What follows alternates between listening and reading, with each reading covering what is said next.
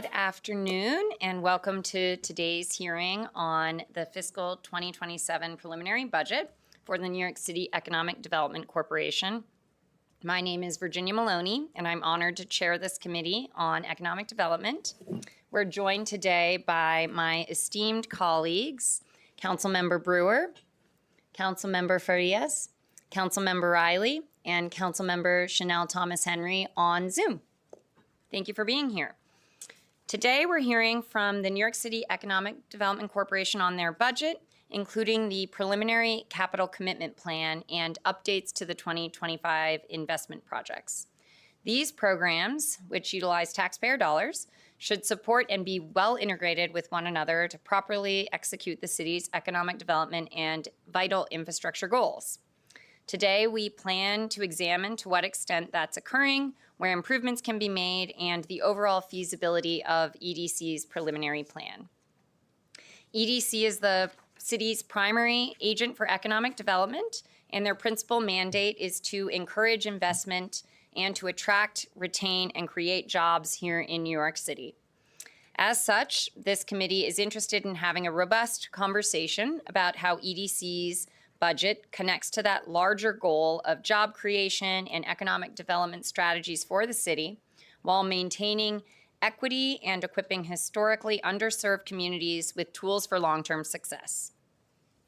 One of the largest investments in EDC's budget is the World Cup, and we'll want to be digging into the investments there and how we plan to bring growth to businesses, workforces, cultural organizations, and community organizations across our city. One of the ways EDC supports the growth of the city's economy and job market is through what it calls investment projects. These represent discretionary financial assistance, largely in the form of tax breaks and tax-exempt bond financing. In fiscal year 2025, EDC provided subsidies to 28 new investment projects, totaling $44.9 million. In addition, there were over 400 projects still active in fiscal 2025, some of which started in the 90s. Clearly, these projects can have costs that are borne by the city over a very long time frame. So for that reason, it's important that we make sure each project provides the city and its residents a worthwhile return. I would also like to hear some of the updates about the recent investment projects and their impact on the city's budget, and how EDC will be using their ability to provide discretionary tax breaks going forward. The capital commitment plan, which we'll be digging into, includes key investments that fund for city-owned grocery stores, redevelopment of the Hunts Point produce market and Kingsbridge Armory, and waterfront resiliency infrastructure. These projects serve critical needs within our communities, from food access to transportation to supporting small business and workforce development.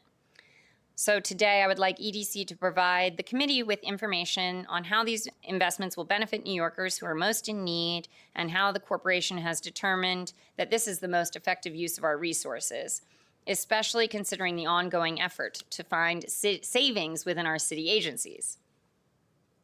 And I would also like EDC to give us some information regarding revenue contributed by EDC to the general fund and net revenue generated post-contributions to the general fund. It is essential that the budget that we adopt is transparent, accountable, and reflective of the priorities and interests of the council and the people we represent. This hearing is a vital part of that process. I look forward to an active engagement with the administration over the next few months as well to ensure that the upcoming fiscal 2027 adopted budget meets the goals that the council has outset. I want to thank the EDC staff for being here today and for testifying. I know we were all hoping that we would have a president of the New York City Economic Development Corporation here, and I urge the administration to fill that position as economic development is so critical for the future of our city, but I'm grateful for you all to be here today. I also want to thank the EDC staff who's been consistently responsive to so many of our requests. We would not be able to analyze the city's budget at such a detailed level without your cooperation, so thank you. And before we begin, I would like to thank the finance staff, Spencer, Kuhn, Hector German, Daniel Kroon, Maria Dev, and Shima Obershare for their work on this hearing. as well as the committee staff, Alex Polinoff and William Honeck, for their support. And I would also like to thank Sophie Secor from my team and Shelby Garner, my chief, for all their work to prepare for this hearing. And I will now turn it over to the committee counsel to administer the oath to members of the administration. Thank you, Chair. Alex Polinoff, Committee Counsel. Will all members of the administration testifying today please raise your right hands? Do you swear or affirm to tell the truth, the whole truth, and nothing but the truth in your testimony today, and to respond honestly to council member questions? Thank you. You may begin when ready. Good afternoon, Chair Maloney and members of the Economic Development Committee. Happy St. Patrick's Day, everyone, and we really appreciate being here. My name is Jeannie Pack, and I'm currently serving as the interim president and CEO of the New York City Economic Development Corporation, as well as its chief financial officer. I am here today with my chief of staff, Jen Montalvo, Shahyla Stevens, EVP of Equity and Community Impact, Josh Kraus, chief infrastructure officer, and Anton Fredrickson, SVP and heads of Ports, Waterfront, and Transportation. I'm excited to share the progress we have made over the last year. We know that to make our city more affordable and livable, New York City needs a vibrant, inclusive, and globally competitive economy. At EDC, our mission is to build just that. Our work touches every corner of the 5 boroughs, driving economic development and growth. We are incredibly excited to continue and advance this work under Mayor Mamdani, Deputy Mayor for Economic Justice, Julie Su, and all of our agency partners in city government. EDC has maintained a strong dedication to promoting equitable economic development across the 5 boroughs, working to ensure that our prosperity reaches every New Yorker who calls our city home. We have long integrated principles of economic justice through our projects and initiatives, from developing and building thousands of units of affordable housing to supporting increased economic mobility, MWBEs, and diverse entrepreneurship, to helping businesses open their doors and hire locally, to creating jobs that pay well and offer security, to redeveloping assets and neighborhoods so New Yorkers have cleaner, safer, and greener livable spaces. Our projects have sought to expand opportunity and growth across the 5 boroughs. We continue this work today. While my title may be interim, we have already hit the ground running on a number of different initiatives under the Mamdani administration, including launching an RFP last month for modular restrooms across New York City, which will expand access to public bathrooms. We are also in conversations with the administration on how EDC can support the Public Groceries Initiative across the 5 boroughs, increasing food affordability to all New Yorkers. All of our efforts are guided by and implemented through 4 strategic pillars. The first, building neighborhoods as places to live, learn, work, and play. At EDC, we are committed to making neighborhoods places where New Yorkers can live, learn, work, and play. This means everything from planning affordable housing projects that support families staying in New York City, fostering industries of the future to promote job growth through the 5 boroughs, constructing open spaces for children to play, and partnering with local communities and cultural organizations to grow community-oriented facilities and programming. At EDC, we do projects big and small through the 5 boroughs. I will now take you through a quick tour of the 5 boroughs and hit on some of the work we are doing for New Yorkers. Starting in the Bronx. Last October, our ambitious plan to transform Kingsbridge Armory was approved by the City Council. From a training ground for troops during the First World War to distributing supplies after Hurricane Sandy and during COVID-19, Kingsbridge Armory has served our city and the people of the Bronx for generations. Backed by $216 million in city, state, and federal investments, this transformation of the Kingsbridge Armory will deliver 500 units of 100% permanently affordable housing, so more families and working people in the Bronx have an affordable home. In addition, the redevelopment will deliver a state-of-the-art venue space for entertainment, recreational, cultural, community, and commercial spaces, as well as an industrial manufacturing space to the neighborhood, making it a world-class destination for entertainment, work, and play in our city. And importantly, it will increase 3,600 jobs with a focus on local jobs, delivering good-paying careers to Bronx residents. Moving to Hunts Point, in December we announced an historic agreement to advance the redevelopment of the Hunts Point produce market. The redevelopment envisions a new, fully electric and modernized facility which will continue to bring affordability and healthy food to New Yorkers who need it most, as well as preserve thousands of good-paying jobs and dramatically improve the quality of life for an environmentally overburdened community by eliminating the diesel-fueled refrigerated trucks that sit idle at the market. Hunts Point is a critical component of the city's food supply chain, and its redevelopment will help protect and strengthen the city's food security. Last November, we progressed another key link in our Blue Highway network while removing a painful relic of the past with the long-awaited dismantling of the Vernon C. Bain jail barge at Hunts Point. In its place, we will build a gateway to a cleaner future, the Hunts Point Marine Terminal, which will move goods like fish, meat, and produce from ships onto barges and ferries for last-mile delivery across the 5 boroughs, bolstering our food security while getting trucks off the streets and getting healthy food to New Yorkers faster, making the entire Bronx area more sustainable while also generating good-paying jobs in maritime and the green economy. And we are expanding access to jobs that provide economic security in the Bronx through the Hunts Point Economic Mobility Network.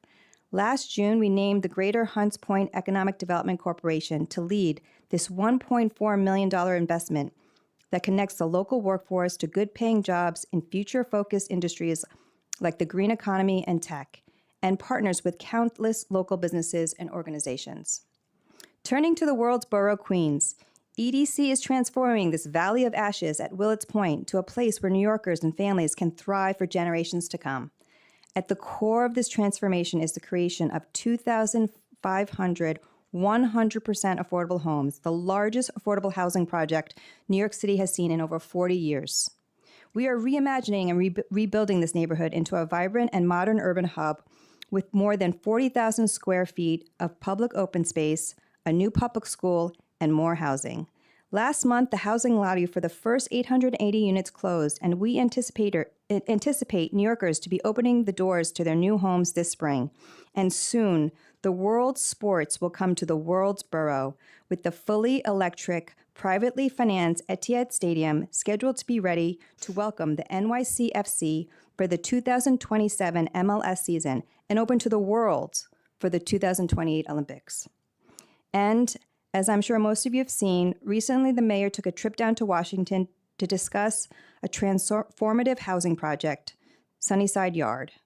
We are excited to be having conversations with the mayor and his administration about the previous Sunnyside Yard master plan, and we are looking forward to identifying important next steps for this project with City Hall and our federal, state, and local partners.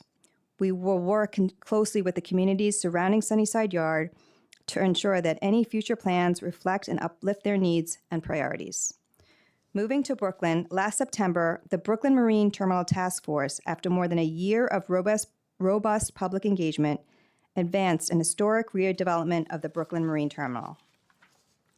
At the heart of this plan is turning a long-neglected, decaying container terminal into a 60-acre, modern, all-electric port that will be the crown jewel in our Blue Highways network, taking trucks off our streets and moving more goods on our waterways, making our city cleaner, healthier, and more sustainable. Alongside the state-of-the-art port, we are building 6,000 new homes in the area, of which 2,400 will be permanently affordable. At a moment in time when our city faces a housing crisis, this will be a transformative project delivering thousands of affordable homes. The transformation of this site is anchored by a project labor agreement that brings tens of thousands of well-paying jobs, including 2,000 permanent jobs, to the Brooklyn community, jobs that Red Hook residents can build a life around and support their families with. This project will bring more open space, parks, and affordable industrial and commercial space to the neighborhood. Additionally, the project will produce a $200 million investment in the NYCHA Red Hook houses to ensure residents have safe, high-quality, affordable homes, and it will generate $18 billion of economic impact for the city and the community. The project is currently moving forward through the environmental review process, and we look forward to continuing significant milestones later this year. In Coney Island, we are making significant investments in helping to modernize the neighborhood's infrastructure while building new homes, adding to the vibrancy of this historic neighborhood. We recently announced a $1 billion investment in reconstructing the Riegelman Boardwalk, which includes upgrades to all 2.7 miles of the structure, We are also redeveloping the Abe Stark Sports Center, including the construction of a new ice hockey rink, and bringing 1,500 new homes, 25% of which will be affordable, online in the coming years. We would like to thank Council for their partnership in advancing the special permit for the Seaside Park and Community Arts Center, a key milestone in keeping the beloved amphitheater as an epicenter of Coney Island. At EDC, we are committed to bringing economic opportunities, services, and infrastructure to long underserved communities. New Yorkers deserve good jobs, safe streets, and bright, welcoming public spaces. In East Brooklyn, we are delivering just that with a generational investment in the Broadway Junction redevelopment, bringing 2 vibrant public spaces to the area, improving quality of life, creating family-sustaining jobs, and unlocking inclusive economic growth through East New York. And last year, we launched the East Brooklyn Workforce Fund, which is connecting local Brooklynite job seekers to employment opportunities in legacy industrial, emerging construction, and green economy sectors. That means more jobs in construction, more jobs in renewable energy, and more jobs in real estate and property development for New Yorkers in East Brooklyn. The Sunset Park District is a critical focal point in our efforts to marry climate action with a growing and just economy. For too long, the Sunset Park community has faced heightened risks from flooding, air quality problems, and industrial pollution. With our partners, we are working to make Sunset Park the center of offshore wind in New York City by transforming the South Brooklyn Marine Terminal into a nation-leading offshore wind hub. Currently, the South Brooklyn Marine Terminal is over 90% complete, with over 1,000 good-paying green-collar and union jobs already created on-site. We are also making significant investments in expanding opportunity and economic mobility for local workers and businesses in Sunset Park. In June of last year, we launched the Sunset Park Economic Mobility Network, connecting local New Yorkers to good-paying jobs in the green economy, life sciences, manufacturing, and maritime industries. Just a few miles away at the Brooklyn Army Terminal, in addition to supporting over 100 businesses and thousands of employees at this critically important industrial campus, we are building a world-class climate innovation hub. Batworks will anchor a growing ecosystem along the New York Harbor for new climate technologies and entrepreneurs working to develop, pilot, and deploy new solutions to combat the effects of climate change. It would also be home to the largest green workforce training facility in New York City, connecting New Yorkers, including residents in the Sunset Park community, to real economic opportunity while supporting green industrial growth. Heading across the harbor to Staten Island, last May we continued to advance the Staten Island North Shore Action Plan by announcing the developers of 600 new housing units on Stapleton, which will be the city's largest mass timber residential development, and over 100 units will be affordable.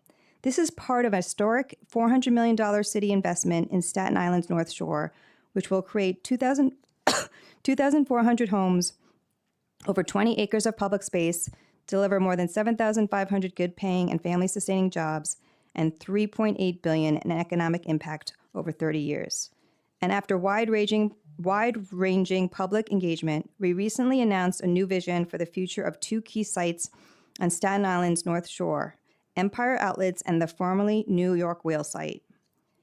At the heart of this vision is a new, vibrant, mixed-use waterfront neighborhood near the Ferry terminal with up to 2,500 new homes, open space, community facilities, and retail options for Staten Islanders, connecting more families and workers to public transportation, delivering affordable homes, increasing quality of life, and meeting the needs of the community.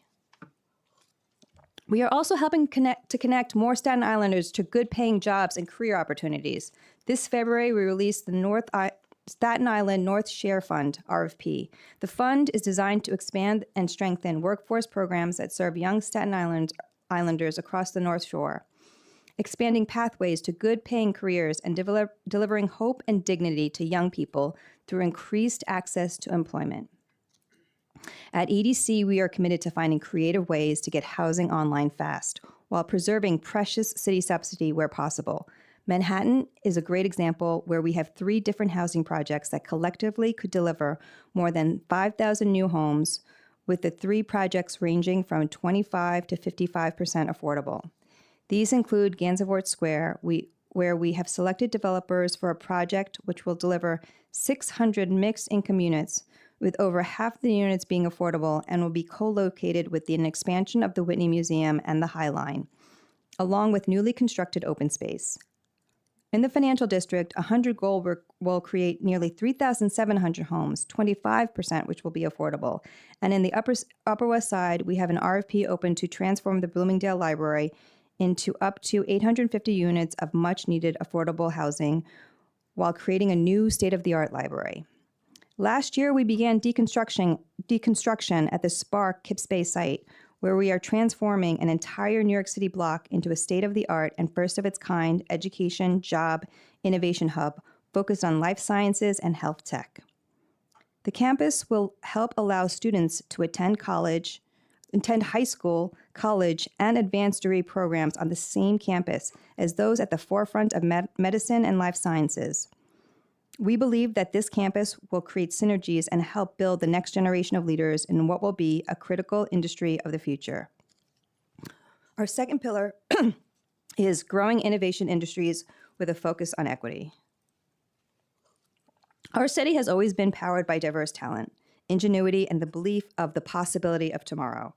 But it has flourished because we have invested in our greatest asset, our people. The entrepreneurs, the dreamers, the scientists, and the young people who dare to build the future.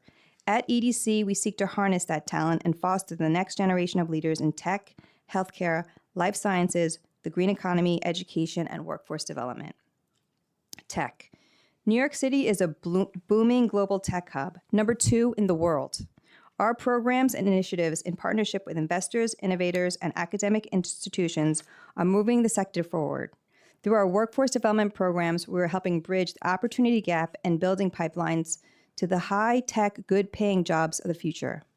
Just a few weeks ago, we announced the 5th cohort of our Founder Fellowship Program, which seeks to address long-standing inequities in tech. Since the Founder Fellowship launched in 2022, we have opened the door to nearly 400 New York City-based entrepreneurs across 243 startups who have raised over $170 million in follow-on capital. That means more New Yorkers are opening offices, creating better jobs, employing people, launching new products, and scaling their businesses.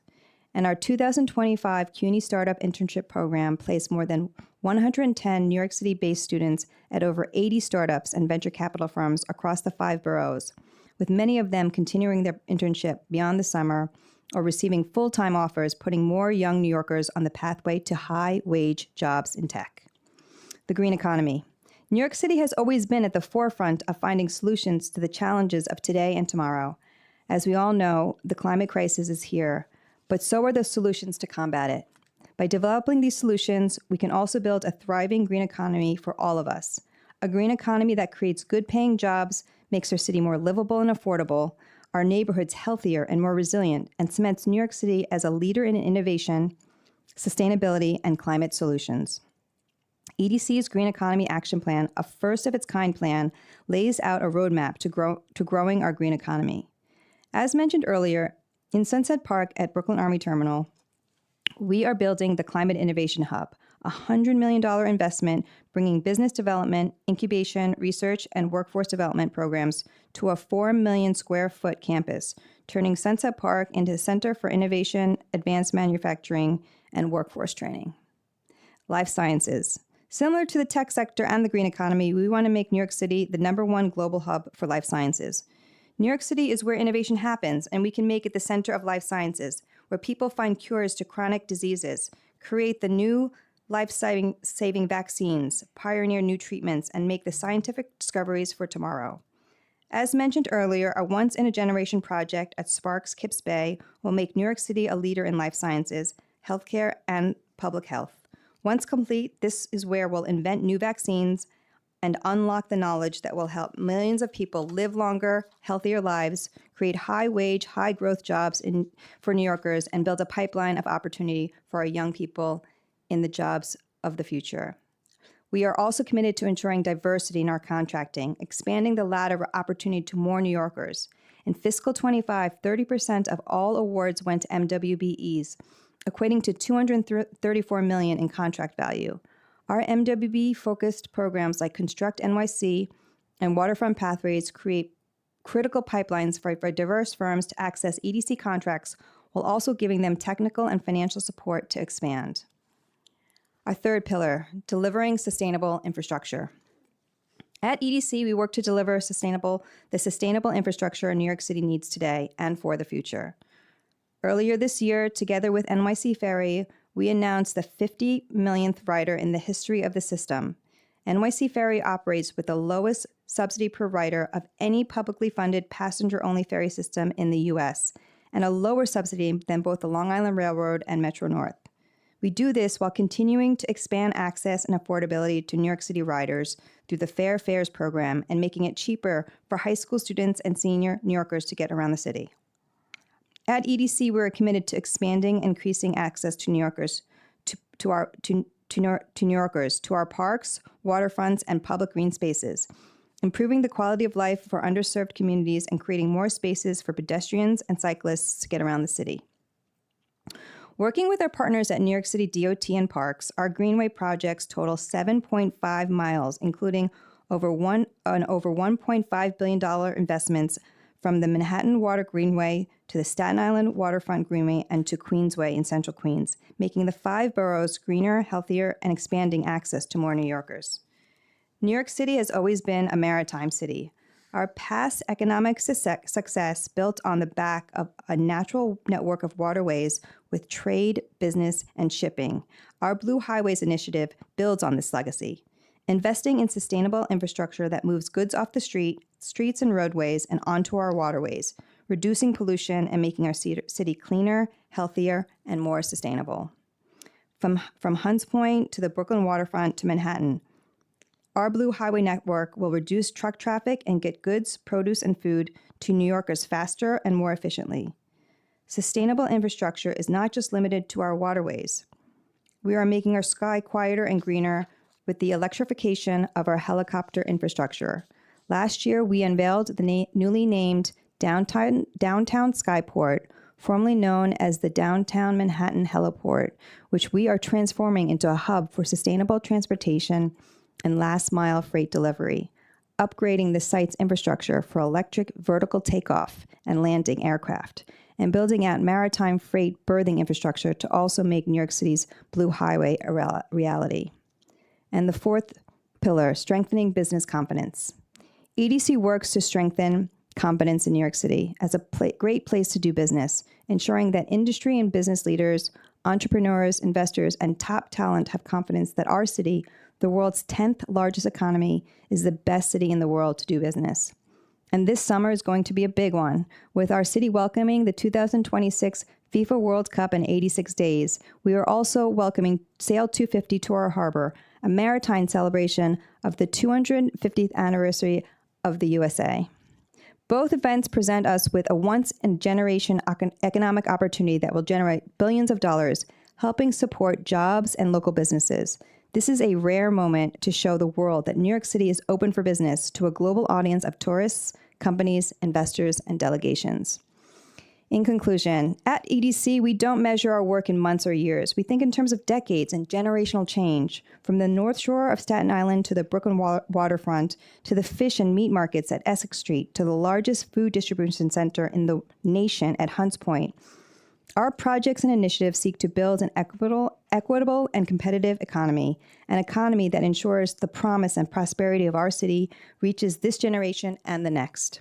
We believe in building a city where hope and ambition create new industries and opportunities, a city that is more affordable and sustainable, a city that allows our workers and businesses to succeed, a city where families can thrive and grow. We are proud to work in partnership with the City Council to improve the lives of our neighbors, expand opportunity, ensure New York City remains a global hub of business, culture, and innovation. I want to thank you for the opportunity to speak with you today, and we welcome any questions you have. Thank you so much for that testimony and for the very thorough overview of all the work that EDC does across all 5 boroughs and touching key sectors like tech, life sciences, the green economy. That was very helpful. Thank you so much. I want to acknowledge we've been joined by Councilmember Gutierrez and Councilmember Banks. Thank you for being here. Just to start with some of the questions about the higher level economic context. So many of the inclusions in the preliminary plan especially in the preliminary capital budget, are continuations of commitments that were made by previous mayoral administrations. With a lot of changes, the departure of your former CEO, the election of a new mayor, how has EDC's priorities, both in the programmatic sense or the capital funding, how have those shifted? Yeah, thank you for that question. EDC really has had a very smooth transition. We really continue to work on all the projects and programs that we have always worked on, and to continue to work with the mayor and Deputy Mayor Sue to ensure that all these projects are meeting the timelines and obligations. And we're also looking forward to working on, initiating new projects as well. Are there any existing projects or initiatives that are being deprioritized, delayed, or rescoped to shift to new priorities? No, we continue to work. I mean, EDC has a longstanding commitment to economic development and growth, focus on equity and inclusion, and so we continue to do that with Deputy Mayor Sue. We are also, as I mentioned in my testimony, we were asked to procure a vendor for modular bathrooms, so we did that very quickly. And also, we are working on the food affordability for New Yorkers through a sort of a public grocery plan. And we'll be digging into both of those over the course of the hearing. I wanted to touch on Moody's recently downgraded city bond rating. Can EDC provide its assessment of the factors that Moody's may have overlooked, such as projected capital investments, pending federal or state funding, and revenue streams from city-owned enterprises, and how these affect the city's true fiscal position? Yeah. So we have an economic research and policy group that they track every month, and I encourage you to look at our economic snapshot that we put out monthly. They track the city's economic indicators, and they compare year over year, month over month. And so we do appreciate and understand sort of the headwinds that the city, as well as the state and the country, is facing, given sort of what's happening globally and the impact on the city's financial state. But we do feel that, having studied and looking at these month by month, that we have strong economic indicators that sort of prove that New York City is resilient. I mean, New York City is an incredibly resilient city. Having recovered from 9/11, the financial crisis, and COVID-19, we always prove that we can come out strong. Even the Moody's report, which is very specific to the GO and TFA bonds, even the Moody's report says that we are very strong with a diverse, economy base and sort of positive revenue projections. So we track this very closely, and we will continue to do so. Thank you. OMB, as well as the council finance team, have forecasted a slowing of job growth over the course of this financial plan. Without jobs in healthcare and social services, we would have actually seen declining numbers in the past year. So how does EDC conceive of its role in generating stronger job growth in the future? And how do we ensure that those jobs are high quality? Yeah, so the mission of EDC is to we're dedicated to promoting economic development and growth for all New Yorkers, focused on equity and inclusion. And so through that, we have many programs. We leverage our sites to ensure that small businesses have a place, industrial companies have a place to open up their offices and do their work. In addition, we have a lot of workforce development and economic development programs, specifically not only to ensure that New Yorkers are educated and trained for high quality, good paying jobs, but also that there's career pathways for them to expand their career. And I'm here with Shahyla Stevens, who runs that. So maybe she has a few comments she'd like to make. Yes, I think again, Shahyla Stevens, Executive Vice President of Equity and Community Impact. So what that means is I primarily oversee aspects of the workforce development, diverse entrepreneurship, and MW procurement across EDC's projects. I think in this particular context, EDC has been very intentional about creating pipelines to innovative industries that are going to be able to provide long-term stability and financial growth for New Yorkers, and that is really aligned with our efforts around improving job quality and trying to get New Yorkers to a space where they're able to sustain jobs at a livable wage. And I would just add there that we have several programs that's specific on sort of,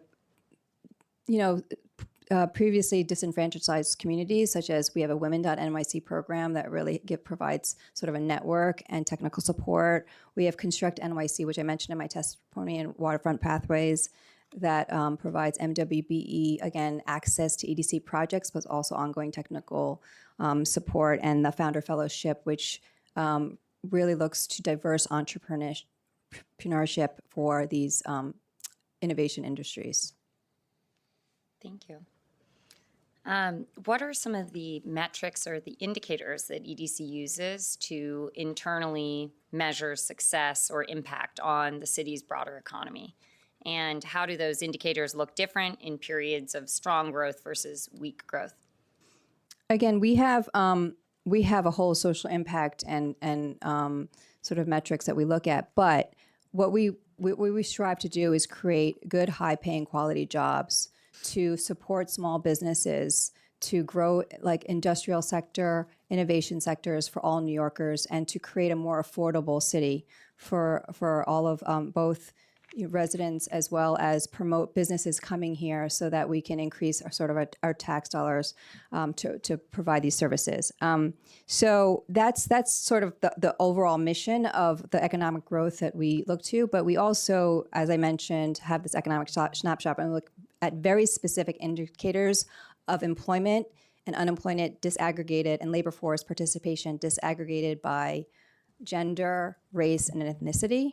And we track that very closely just to see what trends are and the reasoning behind that. We track commercial and residential, sort of the health of commercial and residential sectors in the city, as well as how tourism is doing and how people are using transit. So just the ongoing sort of economic activity of New York City. Mm-hmm. And if we see something that is changing in a direction that we like or we don't like, we really try to dig in to see what's going on there. The city's job numbers from the federal government are from January. How is EDC managing having outdated data when you're trying to assess current economic conditions? Yeah, so as I mentioned, we put out the snapshot monthly, but we haven't put it out since January for that very reason. Our next anticipated snapshot is going to come in April. Mm-hmm. But we pay attention to news, we see the trends, and we are very invested in the programs that we have in terms of making sure like workforce development, job creation, good paying jobs, and economic mobility are all part of everything we do. I want to ask one more question on attracting new companies to New York and what strategies or incentives EDC has in place to support existing businesses, but also growth in those sectors. Yeah, so we have a couple of things that we do. First and foremost, we have an entire business development group that works. This is a free service, so to speak, of we do outreach to companies that are considering coming to New York City, both in other parts of the U.S. and also globally, and we provide them connections to New York City. We give them a one-on-one on the incentives that they might be able to access. In addition, we connect them. We give site visits, and we might connect them to commercial brokers. So this is an ongoing program that we have, and they're very, very active, and they're well known. We also have IDA, which is a discretionary incentive program that we have that works to attract companies to stay here and grow, reinvest here, or bring new companies here. And we really focus on providing these tax incentives so these tax incentives are used as a but-for argument. Like before these tax incentives, this company would not move here, reinvest here, or grow here. So that's first and foremost. And we look at the return to the city, the jobs created, and sort of other community benefits that this company will bring. Thank you. I want to acknowledge that we have our finance chair, Councilmember Lee, here. Thank you. I'm going to ask 2 questions about the mayor's management report and then turn to Councilmember Lee for any questions that she might have. So the preliminary mayor management report outlined that the previously reported value of the MWBE award rate miscounted prime contractors and inflated the award rates for minority groups. Has EDC verified the calculations from that report or the award rates for prior years that they're correct? Yeah, so this was not a miscalculation of this award rate for MWBEs. The PMMR is a very specific report that truncates the year for 4 months. So it doesn't capture a full year. We'll put out an MMR and it'll come out in September. And so I encourage you to review that because that will have the real data. But the PMMR showed 4 months. So what happens is the MWB award rate is the amount of MWB awards we give over the total awards we give. And because it's only 4 months, it didn't capture the full denominator. So didn't really capture the full value. But we do have a 35% MWB award rate goal. And in 2025, we had 35% of our sort of construction award rates go to MWBEs, which was a value about $240 million. We anticipate sort of the goal being met at the end of this fiscal year as well. Got it. So on track for that 35%. Yes. Okay, thank you for clarifying that. And another question on that report. The reporting period for the businesses served by industry-focused programmatic initiatives and people receiving skills, training / work experience through NYC EDC, the indicators that we used to measure those things were changed and data was not included in the PMMR. A little concerning about the exclusion of those metrics. So are there any key insights that would be helpful in shaping investments as we work through the 2027 budget? And can you speak to the reasoning for excluding those indicators in the report? Yeah, this is a similar reason as the MWB award rate. Because it's only 4 months, it doesn't really capture the businesses that we serve or the people that we serve.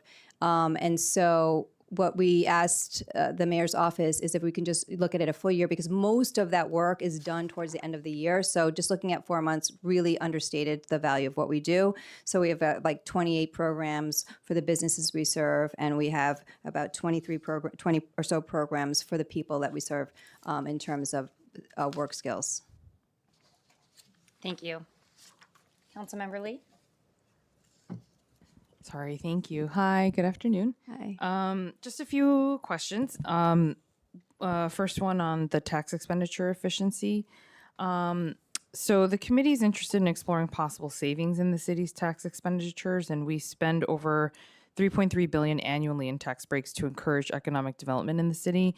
And while much of this definitely represents commitments made that are important and several years ago, many of the same tax incentive programs remain on the books and are unchanged from when they were developed in some cases decades ago.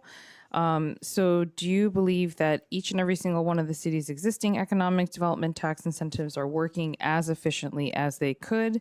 And if not, which do you think need improvement?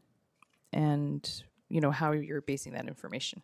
Thank you for that question. I think you're referring to the $3.3 billion, I think is related to the Department of Finance statistic. We at EDC have run the IDA tax incentive discretionary program. So just to give some background on IDA, a lot of the tax incentives that the state and the city give out are as of right tax incentives. IDA is a discretionary tax incentive tool that we use to,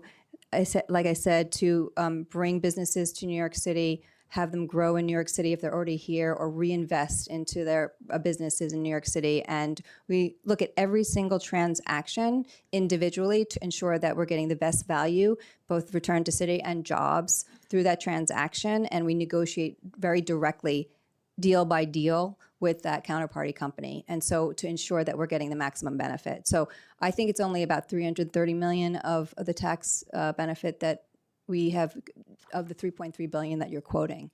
But we do think it's an important tool because it's a flexible tool and it allows us to attract business into New York City and have them grow here. Okay. And which ones in particular do you think, from your vantage point, are working really well, that are working efficiently, and which ones perhaps need to be revisited? We're open to looking at, all the various tax incentives. Again, we only have the IDA tax incentive program for the discretionary tax for private businesses, and we can apply that very flexibly. That's the other thing about IDA. It doesn't have to be for a particular sector. We can address whatever is the ongoing issue or the priorities of the city to attract certain companies or invest in, for example, the green economy is what we've done recently, because we understand that combating climate change is really important. So we can use those to attract companies and build those industries appropriately through IDA. But we're open to looking at other possible incentive programs. Perfect. And you have the ability to and ultimate responsibility for ensuring that the economic tax breaks are relevant and efficient, right? So if there is a need, if it's the environment this time around, but there's a new need that comes up, you guys have the discretion to be able to switch that, right? Correct. And we looked at every single, even if it's the same sector, we look at every single transaction and company individually. Okay. Perfect. And I know that the chair touched upon this, but going back to the discount rate and present value for the discount rates for multiple year tax breaks. Since fiscal 2006, EDC has used a discount rate of 6.25% despite fluctuations in inflation and the overall interest rate environment. So just wanted to make sure, prior to fiscal 2006, EDC used a higher discount rate of 7.75%, and what motivated the change in the discount rate back then? Yeah, so we want to be in line with what OMB uses. This discount is OMB uses 6.25%, and we adjusted to be in line with them because having different discount rates is confusing, and we need to be uniform about it. So I think it was a reflection of rates coming down, but essentially the discount rate reflects the opportunity cost of sort of investing that revenue, and so we are very aligned with OMB on this. Okay, and then when was the last time you reviewed the discount rate? Is it the same time that OMB, is it always the case where if OMB moves, you guys move also? Yes. Okay. And just wanted to get your thoughts on, would it make sense or more sense to regularly update the discount rate to better reflect economic conditions? I think it's really relative. I mean, I think, as long as we're all using the same discount rate, if someone's using a higher discount rate, it's going to reflect the different value of the project than another one. So you can't compare the value of two different projects if you're using two different discount rates. So I think what the primary, the goal is to use the same discount rate in order for us to do comparisons of sort of the value of projects, not necessarily like changing the discount rate if the markets move it's too much. Right. So not that it would be different, because I hear you and you're saying that you need it be same as OMB, but in terms of the frequency of how often you look at them. Yeah, I think we look at the direction of OMB and we want to be in line with them. Okay. So would you be able to make recommendations if if that needs to be looked at in terms of timeline, right? So if it's every 1 year, is it every 5 years, 3 years? I can get back to you on how OMB looks at it. We take their direction. Okay. And then just lastly, if I could, about the chief savings officers. So wanted to know if you have appointed the chief saving officers, and are you able to share any other proposals for savings within the expense funding that EDC receives through SBS? And I know that your agency is slightly different, so just wanting to see if that is the same mandate that you all have. Yes, we were asked by City Hall and OMB to also, like every other agency, to appoint a chief saving officer at EDC, which we have, and so we're working with OMB, and that submission should be, I believe, is due this Friday. Okay, and is it the same where it's 1.5% for 26 and Yes. 2. Okay. Are you considering potential revenue loss resulting from the implementation of the savings plan affecting net positive revenue programs? No. Okay. And are you considering changing any tax expenditures as a way to find savings? I'm assuming if it's...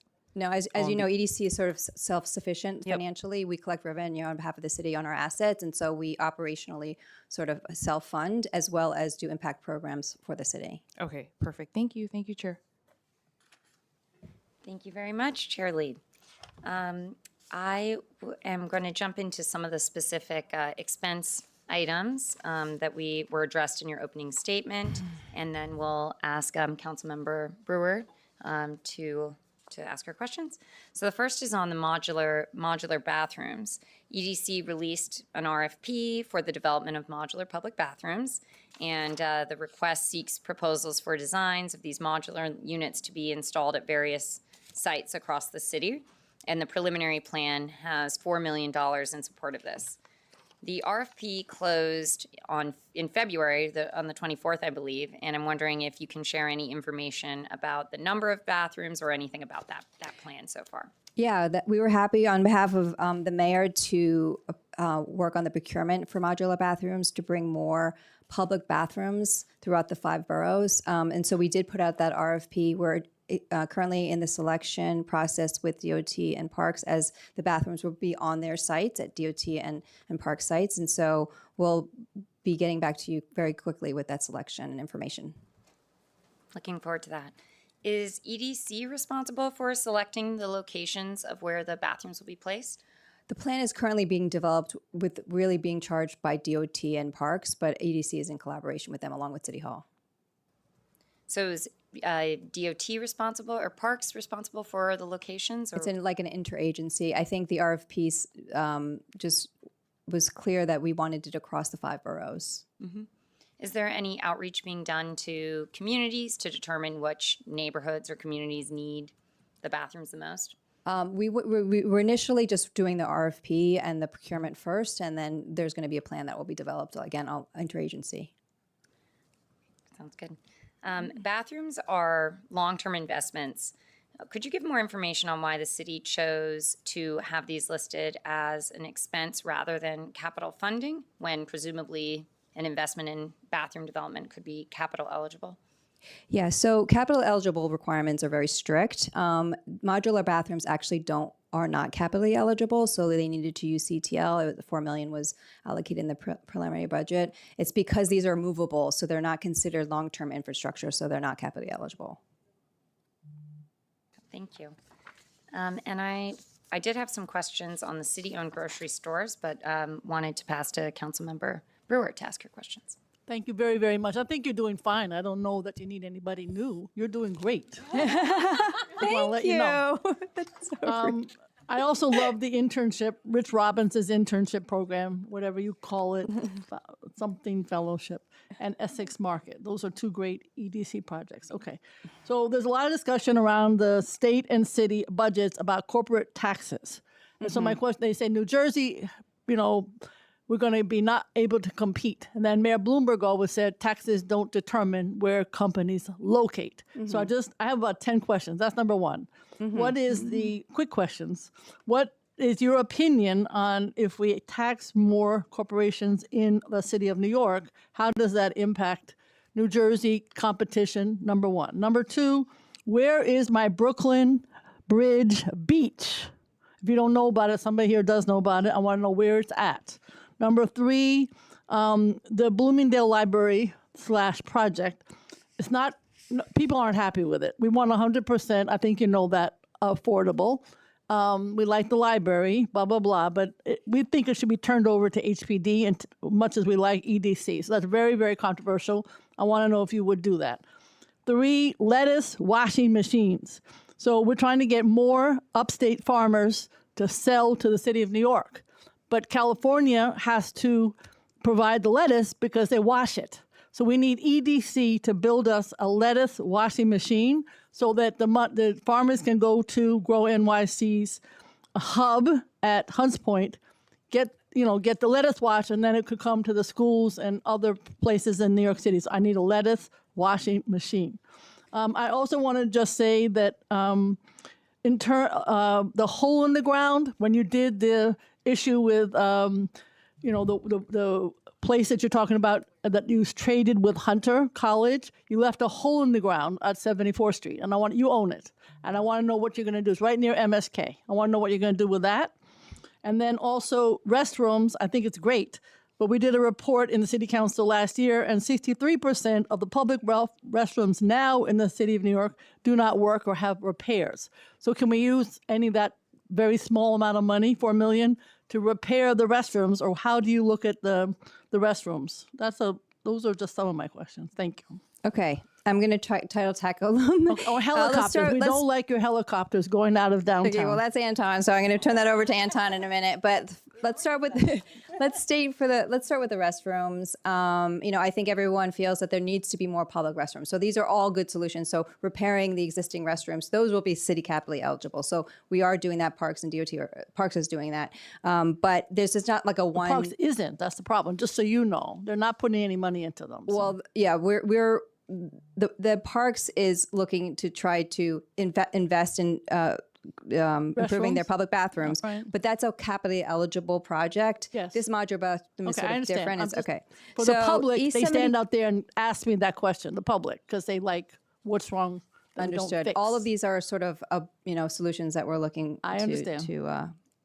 And East 73rd is, yes, we're going to be acquiring East 73rd. We haven't acquired it quite yet, and we are going Talk to about the hole in the ground, which when you say, what do you said East 73rd? What do you mean? I call it the hole in the ground. Go ahead. Yes, that's that property. We are going to It's called the hole in the ground. the hole in the ground. We're going to redevelop it into sort of institutional life sciences, but we're still working on a program to redevelop that site. Do you have some timing on that? Because it was supposed to be part of Hunter College. Will they get anything out of it? Yeah, maybe we'll get back to you on that. Unless Hunter Josh College has more wanted to have information. science is there because they don't have a great science It's space. part of the whole life science redevelopment. I understand of that, but I'm Sparks trying to think about CUNY. Yes, so CUNY is going to get Sparks Bay. That's part of the Sparks campus. So they have a whole new A little bit. school there. All right, I just want you, when you talk about East 7, I want to make sure that you at least consider also putting CUNY Understood. projects there. Okay. The lettuce washing, we'll have to get back to you on that one. It's the Okay. first I've heard of that. And same with the Brooklyn Beach. And Okay. remind me the other question. Yeah, sure. What about New Jersey competition? Even Oh, yeah. So, we, again, as I mentioned, we have an economic research and policy group that tracks these things very closely. We don't opine upon sort of like tax changes in terms of policy but we do track the impact of it. So we can do ongoing analysis and we month to month, we track what the implications are. helicopters. Okay. I'll turn it over to Anton. Everybody doesn't like those damn helicopters. No, thank you for the That's the question, question. and appreciate you certainly recognize the concern around helicopter noise and emissions for many New Yorkers. So EDC, we manage two. For those who aren't familiar, there's three heliports in Manhattan. EDC is the agreement administrator for two of those heliports, and Aviation and airspace in particular operates within a complex regulatory environment, as you can appreciate. So the airspace is all federal. So there are very limited local powers on where these aircraft can or cannot go. However, where we do have the ability, we are taking a number of steps. So thanks to your leadership, Councilmember Brewer, there was the 50% cut of 2015 levels that remains in place. We also limit the operating hours, and we've negotiated with industry designated overwater tour routes as well. So the tour helicopters that leave the downtown skyport, as we're calling it now, they stay over water, which cannot be said for aircraft that originate from heliports outside of the 5 boroughs. Now, in addition to this, we're looking forward to new technology on the horizon, this electric aviation or electric vertical takeoff and landing aircraft. So a couple points on that. As part of a 2023 announcement for a procurement of an operator at what was then known as the downtown We were Manhattan there. heliport. We were there. Yeah, we appreciated your attendance there. We demonstrated a piloted electric eVTOL flights with a leading European and a leading American company.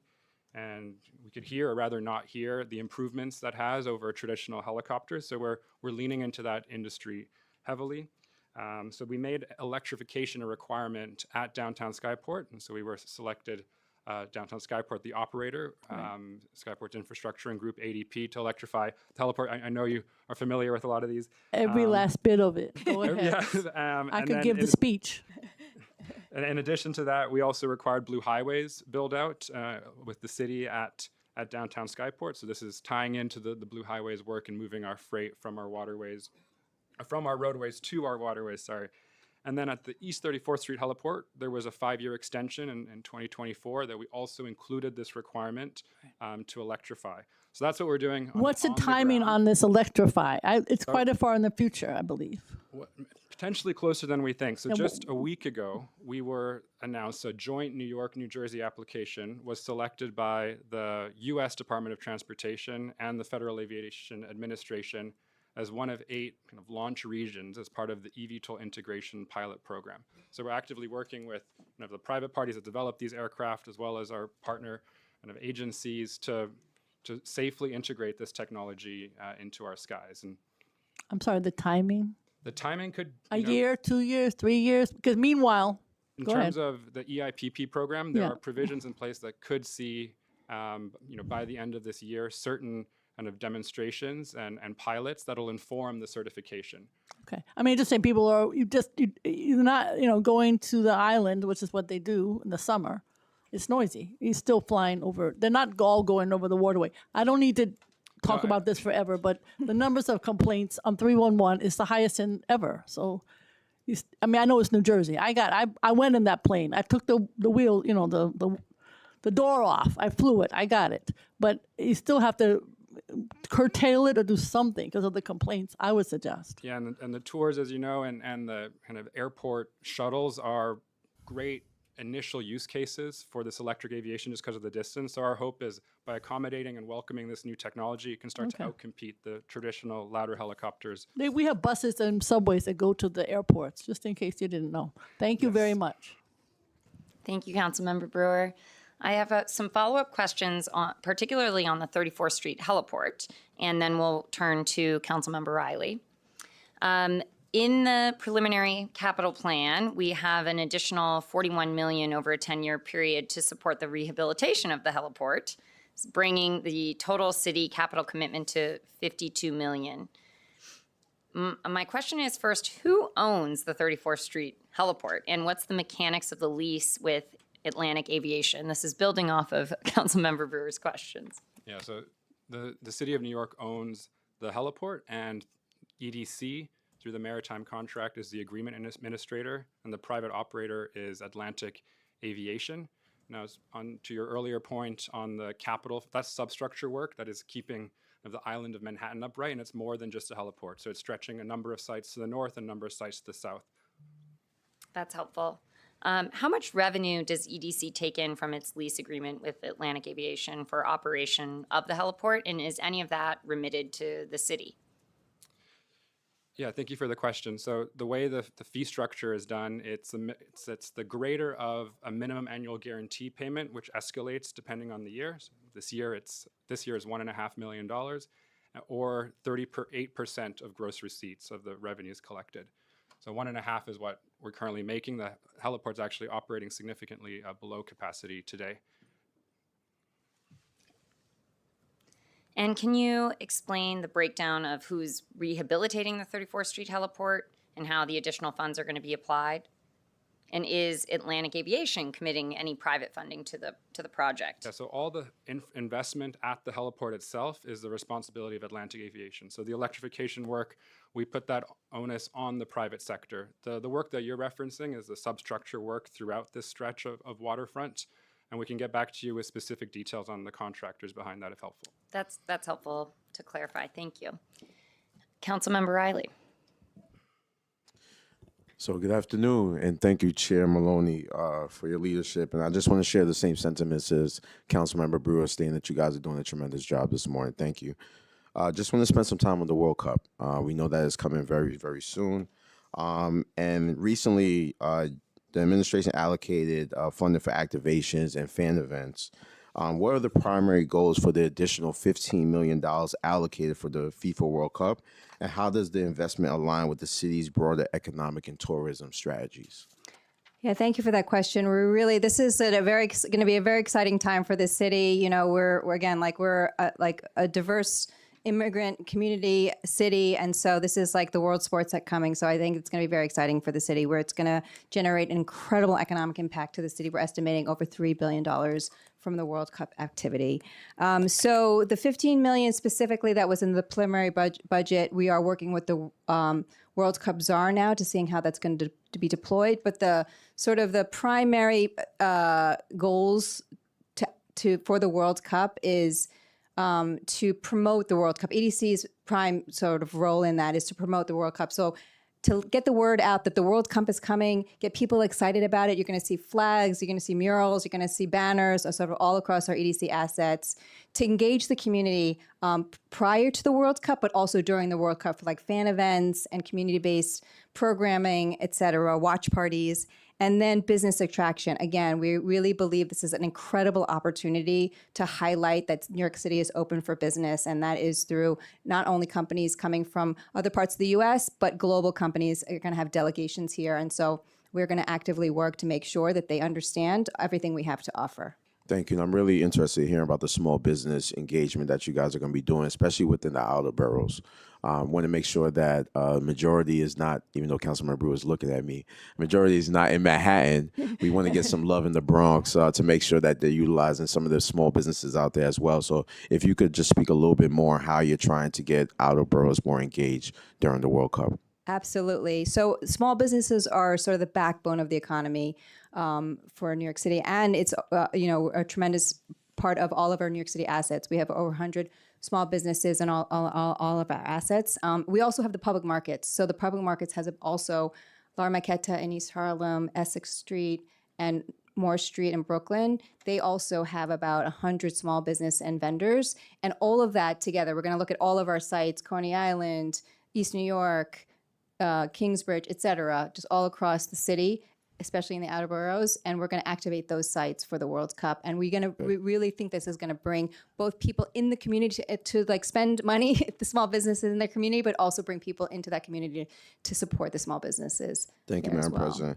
President. Wanted to take a step and move to the modular bathrooms. I see right here that the administration said $4 million in funding. Is this $4 million supposed to be invested in all the bathrooms that are being installed?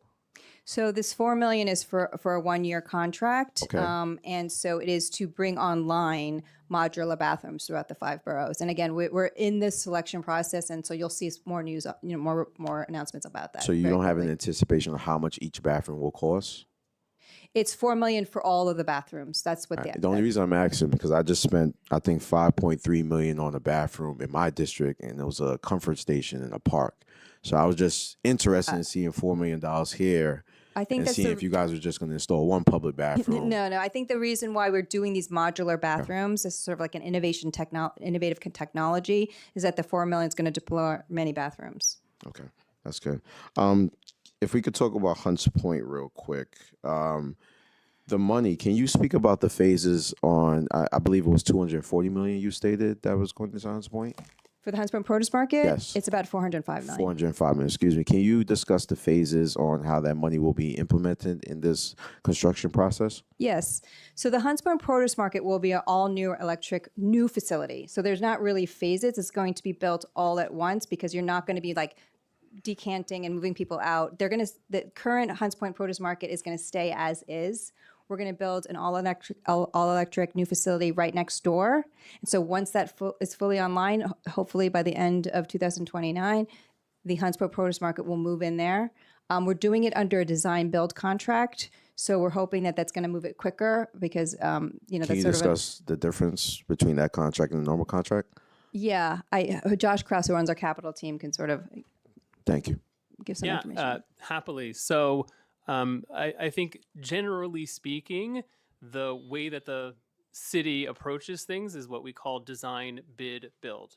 So first there is a design consultant that is procured. They complete a design, and then the city goes back out separately to procure a construction contractor. And sometimes there are disadvantages to this because the contractor who's doing the work wasn't a participant in the process to design the facility.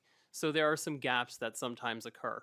Also, there is the gap in time between when the design is complete and when the procurement for the construction can begin. Under design build, these things are brought together as one so that you have a faster implementation and you don't have the ability for there to be any gaps between the design phase and the construction phase. Okay. So that's why we're approaching it in this way. We think it will really help us to deliver this project in the most efficient, both time efficient and cost efficient way. Thank you. And during the, sorry, Madam Chair, if I may have a few more questions. Thank you. During this construction process, can you speak about job retention on those who are currently there working? Will they be moved to another location to work, or what will happen during the construction process? And can you talk about the implementation of new possible jobs being there after this is completed? Yeah, so the Hunts Point Food Distribution Center has hundreds of jobs up there, thousands of jobs up there that are all union, mostly union, and all of those will be retained. Again, we're not closing anything. There's no businesses that are going to close temporarily. Everything is going to be up and running all through the construction. In fact, there'll be tons of new construction jobs up there. Once it's fully online, then the produce market will move next door and it'll be fully operational. So there'll be no time where people are out of work. Okay. And my last set of questions will be focused on MWBEs. Do you have, and I'm only asking this because I have a very interesting bill, not the place to speak about it, but I just want to know, within my community, I have a lot of young people that are transitioning into entrepreneurship, right? And a lot of them want to learn about and how to get city contracts. You spoke about 35% of the contracts were given to MWBEs. Do you have an age range on those contracts given to those business owners between the ages of 18 and 25? And if you don't have that now, could you please provide that for me at some time? And also, would you guys be interested in entertaining the conversation of youth business entrepreneurship, of guaranteeing these contracts to youth businesses? We don't have that data, so we will have to get back to you on that, but we appreciate the question. Okay. And would you guys be interested in that conversation with youth businesses? We'd like to talk about it further. Okay. Yes, thank you. All right. Thank you so much. Thank you, Madam President. Thank you, Chair. Thank you, Councilmember Riley. Turning to FIFA, one of the questions that Councilmember Riley just brought up.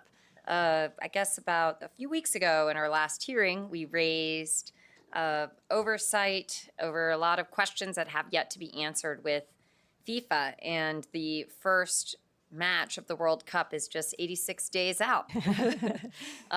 Do you have any more information that you can share about the World Cup related plans, or I can get into more specific questions?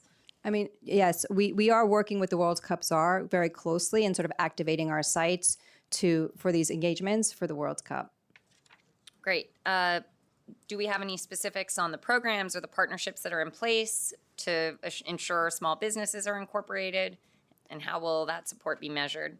Yeah, again, we're working closely with the mayor's office on this. We are also, we have our own assets that we are going to activate, such as BAT, Coney Island, Staten Island, et cetera, Kingsbridge. So we're going to activate our public markets are also good venue. So we are actively working with our asset management team to be making sure that we're going to activate that for community engagement and to support local small businesses.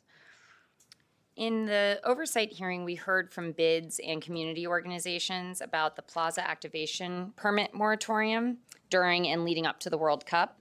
And has there been any progress made on lifting that moratorium from June 1st to July 18th so that bids can participate in fan activations and contribute to driving regional economic development and even just continue with their regularly scheduled programming? I don't have that information, but we can look into that and get back to you on that. All right.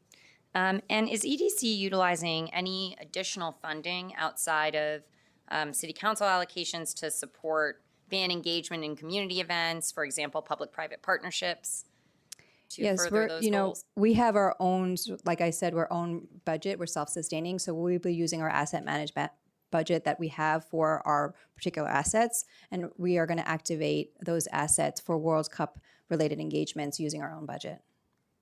Great. Are there any other public-private partnerships in the works?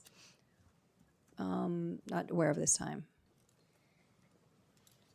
In the scope of services contract, the projected economic output varies from $2.14 billion to $3.4 billion for what to expect from in terms of local economic impact for the area.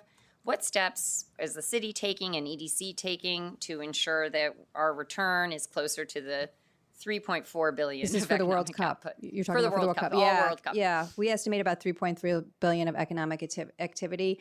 Again, I think it's multiple sort of ways that we're going to create that activity. One is city residents just sort of being out, spending money, engaging, visitors coming into the city, and also from other parts of the country, and also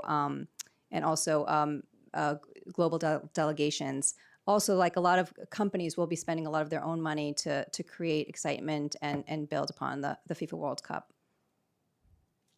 And then still within the World Cup, that 15 million in fiscal year 2026, is that going to be negotiated through an additional contract with the host committee, or spent separately? If you could share more information about that 15 million. Yeah, again, we're working with the World Cup Hour now to see how it's going to be deployed and budgeted and how it's going to be structured. So we'll get back to you on that. All right, we look forward to more information. In 86 days, just calling that out. I'm now going to ask Councilmember Gutierrez to ask questions, and then we'll turn to Chanel Thomas Henry on Zoom. Thank you so much, Chair, and thank you all so much for your testimony. Before I ask questions, I just want to give flowers to the awesome folks at the Moore Street Market, at the Marqueta, Natalie, Eileen. It's been amazing, an amazing experience, really transformative. And so I'm really encouraged by your response to like what some of these, how these small businesses will be activated. Would love to, when the time comes, really learn a little bit more about it. But I just want to make sure that they get all the praise because we're really happy and the community is really happy. My questions are, the first is just regarding industrial businesses. Councilmember Farias and I in the last term worked really hard with DCP specifically on legislation to ensure thoughtful planning to preserve industrial businesses, as well as, you know, creating opportunities for job retention.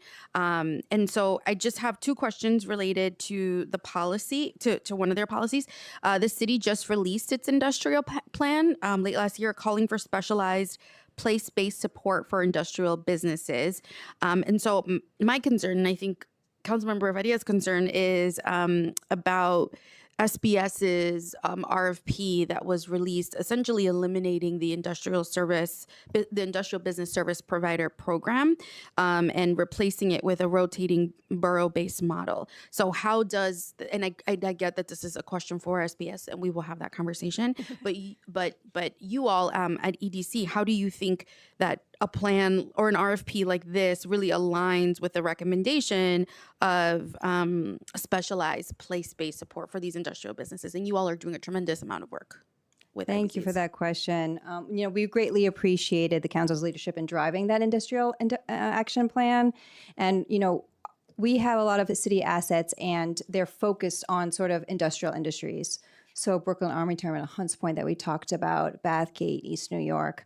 1 in 3 of our tenants are industrial companies, and 1 out of 12 industrial companies in the outer boroughs are our tenants. So we are really engaged with them. We are very focused on focusing on them, on the industrial sector and growing the industrial sector. And we all focused on workforce development and economic ability as it relates to those industrial sector.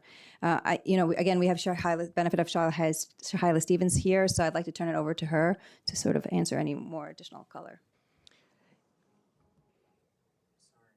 It's wrong. How are you?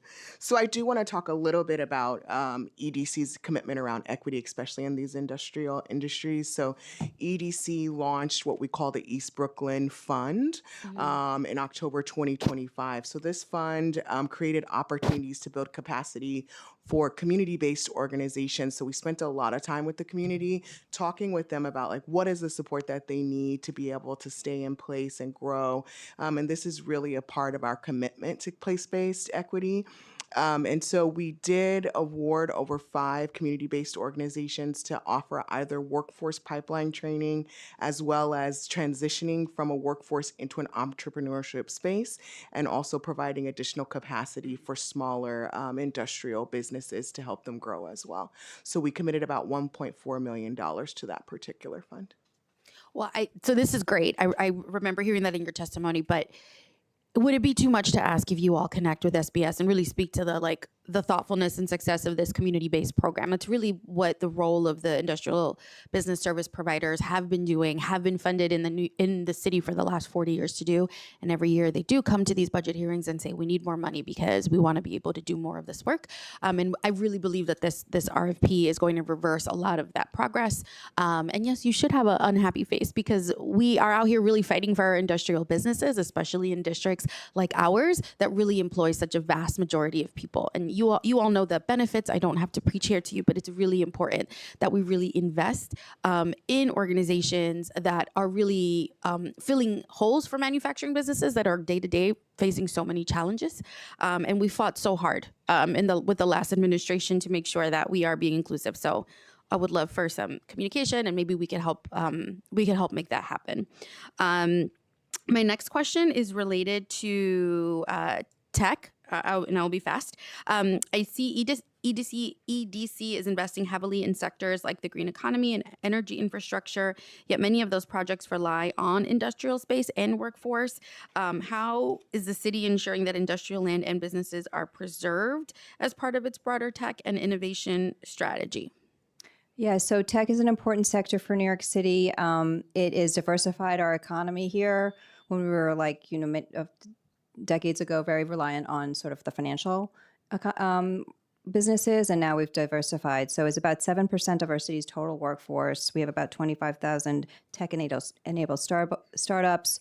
We're number 2 in the world in tech, and so we really are working hard to make sure that tech grows here. We understand, though, that there's a lot of communities that have been sort of boxed out of sort of the tech sector. And so we are working on creating not only workforce development, economic mobility programs, but also supporting diverse entrepreneurship through the Founder Fellowship Program. Yeah, I think they're both great. Thank you so much for highlighting it in your testimony. And please just keep the conversation going on that piece. And Chair, can I just ask one more question? Related to childcare.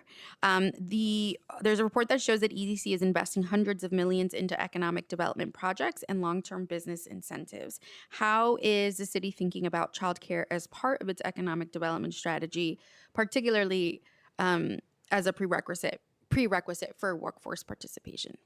Yeah, affordable childcare is incredibly important for the economic growth of the city. We understand that childcare is needed for all sort of workers to be able to go to their jobs and work every day. And so we are aligned with the mayor on sort of figuring out sort of a childcare affordability solution. We're working on that, and we support that because it's part of economic development. It can't be separated. Mm-hmm. And I'll just say, lastly, I want to also just uplift the work of the modular bathrooms. I think it's really great, really innovative, really excited for the administration.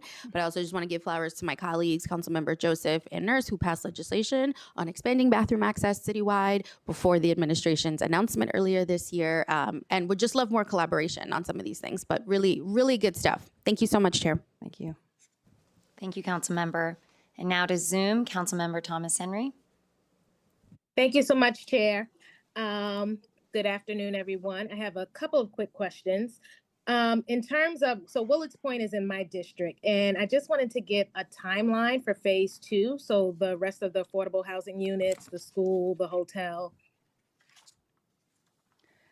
Yes. So we'll have to get back to you on the specific timeline. As you mentioned, phase 2 includes additional 1,400 affordable units, a 25,000 privately financed all-electric soccer stadium, a 250 key hotel, about 115,000 additional square foot of open space, and more remediation on 17 acres there. So we are looking forward to that. We'll have to get back to you on a specific timeline. Okay, and with that in mind, since that only accounts for about a third of the entire Willets Point property, all that's out there, does the admin have any desire, or have there been any conversations about acquiring additional parcels? So part of the affordable housing? Well, part of the project includes a public school, and in order to build that public school, we do need to acquire some of those private assets, private sites. So we are undergoing that right now. But any discussions about the remaining approximately 40 acres that are out there currently privately own? I'm not aware of that. I have to get back to you on that one. Okay, moving to ferry service. So there is a desire by the community, the local electeds in the area, from the borough president to our state electeds to myself, for ferry service out at Flushing Meadows Corona Park, the Malcolm X Promenade. Have any studies been done to see the feasibility of this? We have 880 units coming online next month. And right now there's only one bus that stops there, and the 7 train, which on a good day is overcrowded. So, and then you have the soccer stadium opening next year. You have USTA, you have Citi Field. Have you guys started looking at the possibility of putting a ferry there? Thank you so much for asking that question. We love talking about NYC ferries. We're really happy with our progress with NYC ferries. Everybody loves NYC ferries, and that's why everybody wants more NYC ferries in their communities. It's an important part of the transit hub of New York City, activating our waterways. You know, as I mentioned in my testimony, we're at an all-time high in ridership. 95% or over 90% of our riders are New York City residents, you know, students, senior citizens, commuters. And also we have these like fun services to the beach, Rockaway, Rocket, et cetera. So we also have worked really hard to make it more efficient. So our per rider subsidy is the lowest it's ever been. In terms of expanded service, I'm going to turn it over to Josh Krause, who runs the NYC ferry system. Yeah, thank you so much, Jeannie. So you may have heard that towards the end of last year, we put out our 2025 Future of Ferries report. And one of the things that was included within it was a vision for the future of ferry service, really across the harbor. We are deeply aware of the interest that many communities have in seeing expansion of the NYC ferry service. And through this study, this is going to be the vehicle for us to really take an in-depth look at some of these places that have long been called for, such as the one at Willets Point that you raise, and delve deeply into understanding all of the constraints and opportunities that may exist. So we are just getting started on that study, and as we proceed with it, we're going to be working very closely with communities, with council members, with affected stakeholders, and all who have jurisdiction to help us really evaluate the possibility of going farther than we have before. And I'll even point out that really even within the ferry report that we put out last year, Willets Point is one of the locations that we flagged for study. So we are definitely aware of it, and we're looking forward to getting that work started. And just a plug, it would be great if you tested it out while during FIFA. We have one of the fan zones right here in our backyard, and we also have the Mets playing for a good length of time that it's here. So that would be a perfect opportunity to test it out. Another good question, with the Sunnyside project, with that, with federal funds being involved, would that rely on the federal DBE program in terms of participation, or would we still be able to rely on our MWBE program for participation on construction opportunities for that plan? Yeah, the Sunnyside Yard redevelopment is sort of a generational development to bring over, 100 acres, creating tons of housing, open space, commercial uses, et cetera.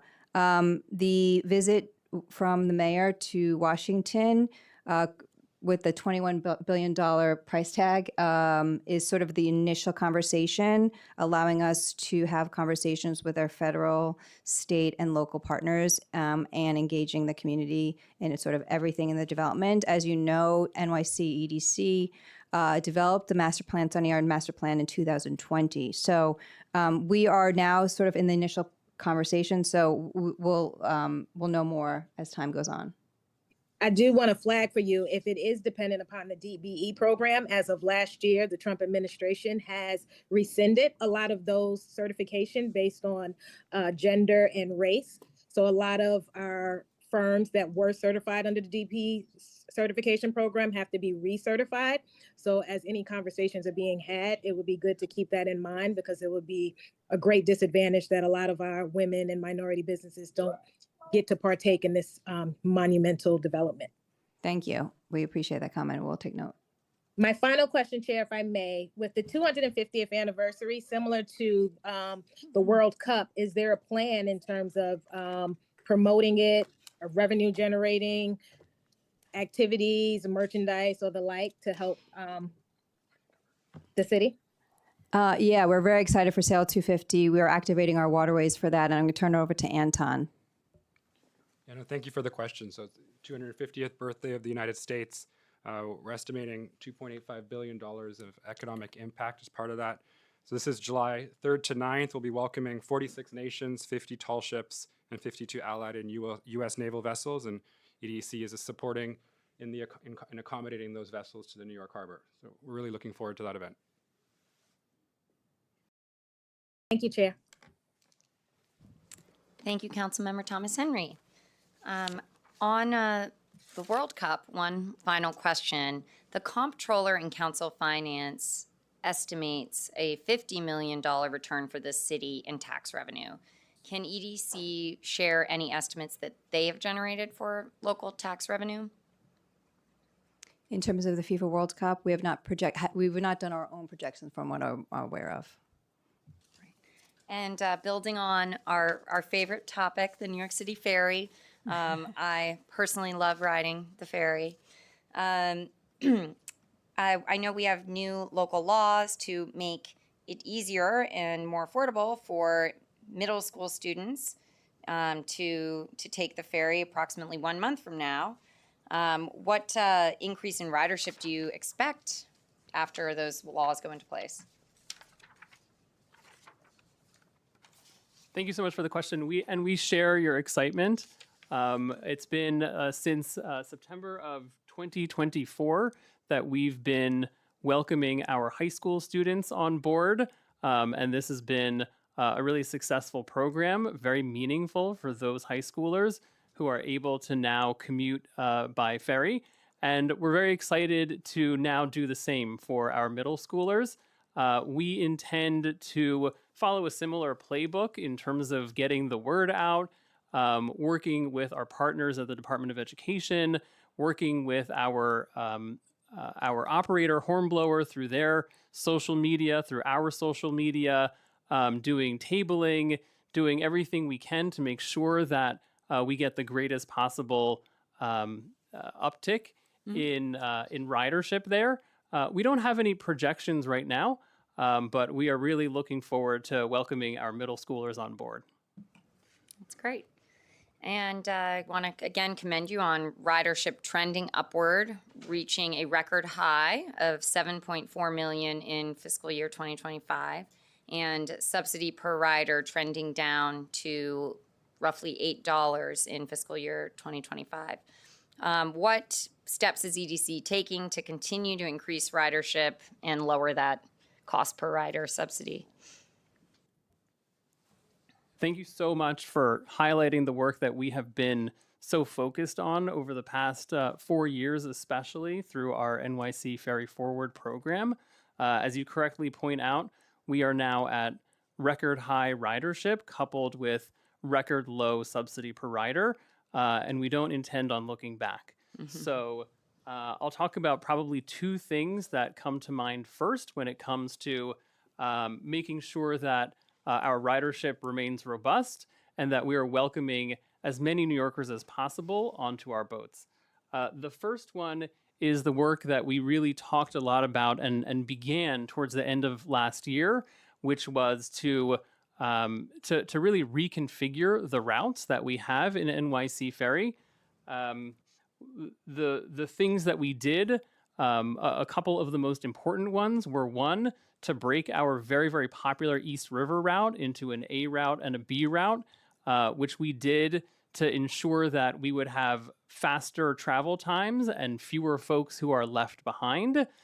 We also, for the first time in many, many decades, reestablished a water-based transportation between Staten Island and Brooklyn.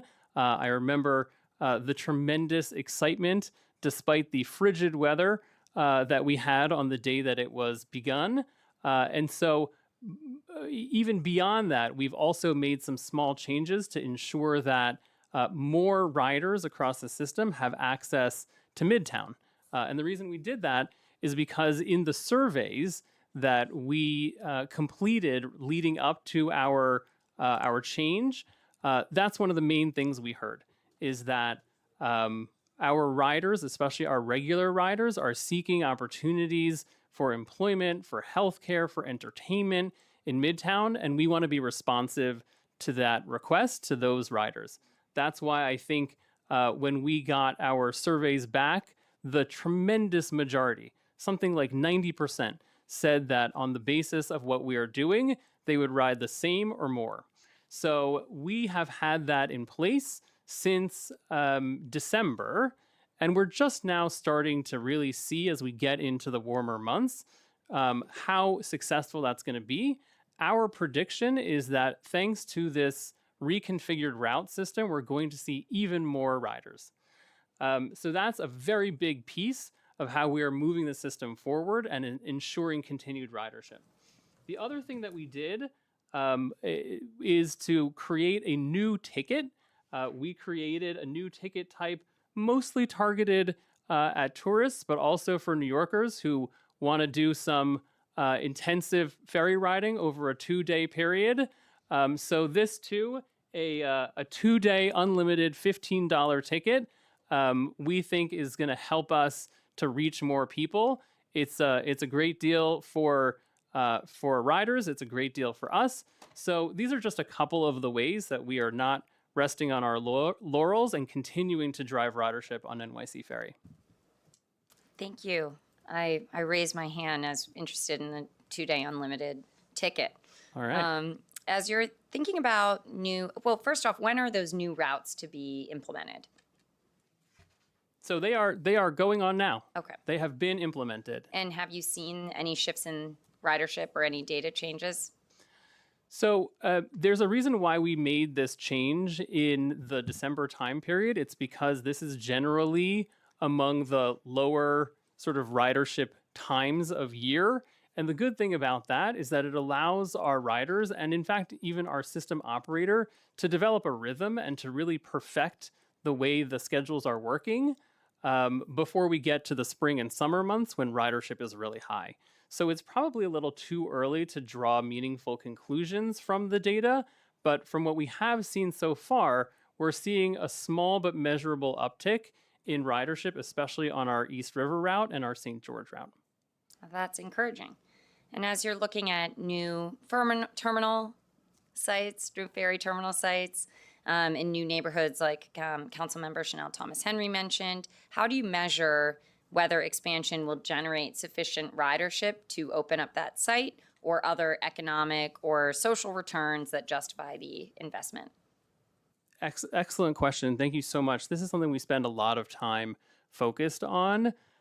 There are a number of factors, one of which is the ability for the service to really work from a physical and operational standpoint.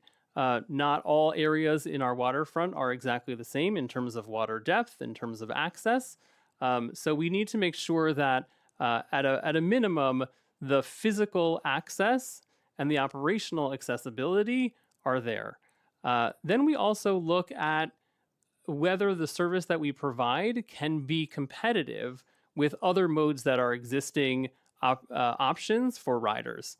So if there is a subway ride that can be substantially faster than the service that we can offer, we think it might be less likely that we're going to have a huge amount of ridership, even though sometimes there are mitigating factors because people say they enjoy the commute so much more.